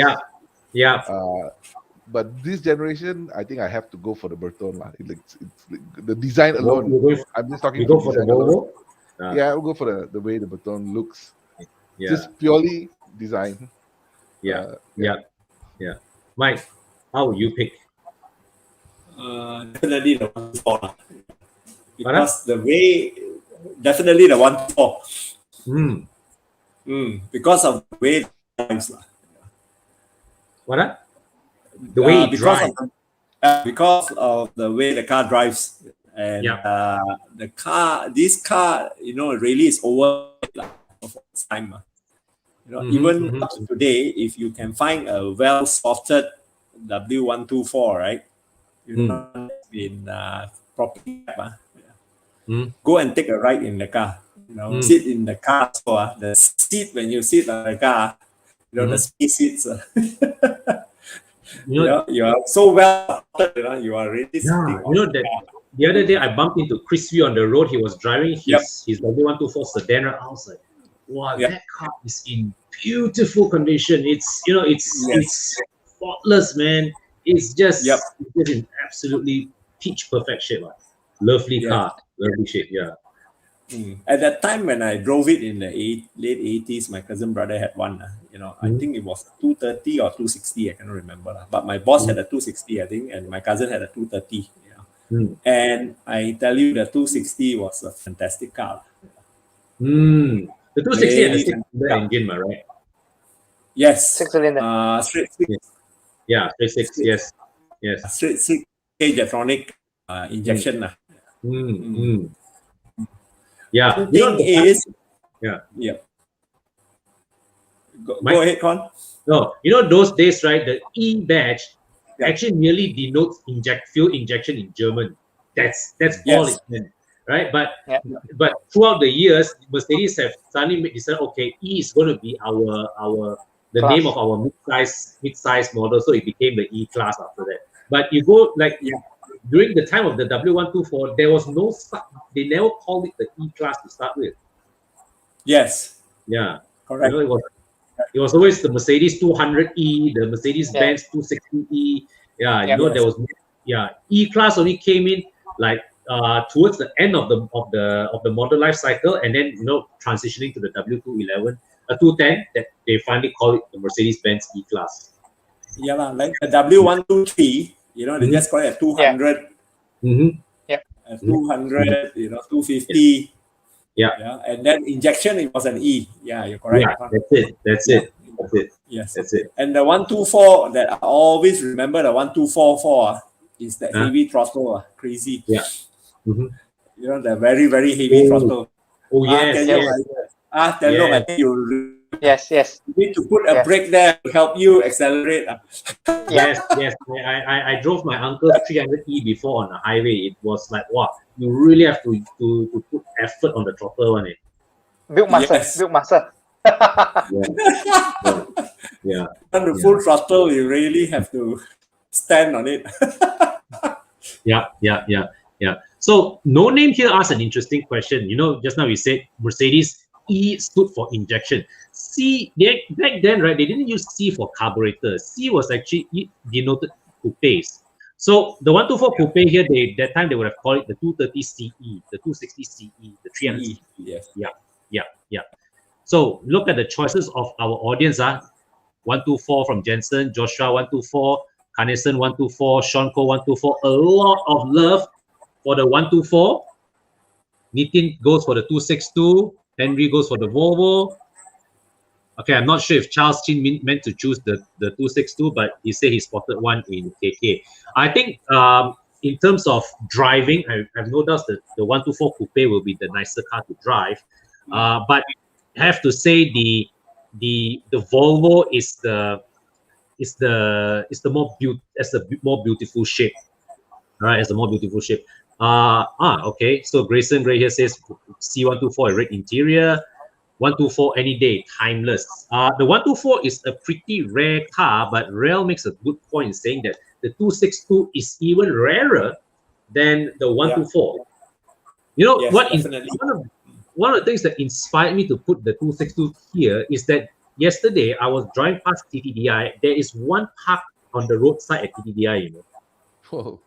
Yeah, there's one park on the roadside. I'm like, wow, okay. I mean, it's obvious that car hasn't moved for a bit lah, but it's there. If you ask me to pick, if it's a 6-cylinder W124, I'll definitely go for the 124. But for design, you know, for the looks of it, it's the 262 is easily the much more handsome car in this comparison. So, yeah, I think maybe I'll pick the 260, the Volvo as well lah. Yeah. Okay, so we have spent 2 hours together tonight. Thank you, all three of you, for joining us. Thank you to all our audience for joining us as well. Next week, Thomas will be back on Top Gear to retake the show, and you will see me again live on Monday nights for our weekly Q&A car buying guides. And rest of the week, we will also have other shows as well live every night to keep you guys entertained while everybody stays safe at home. All right. So before we wish everybody good night, Tian Long, Ija, Mike, thank you for coming. Any last words to say before we say good night? My pleasure, Con. Yeah, it's a pleasure. Yeah. Thanks for having us. Yeah, thanks. Thank you for having us. Con. Thanks for the invite. Yeah. Take care. You guys have a good weekend. Guys. Take care. Have a good weekend. Cheers. Have a good weekend. Cheers. Bye. Cheers. Bye. Bye. Good night, guys.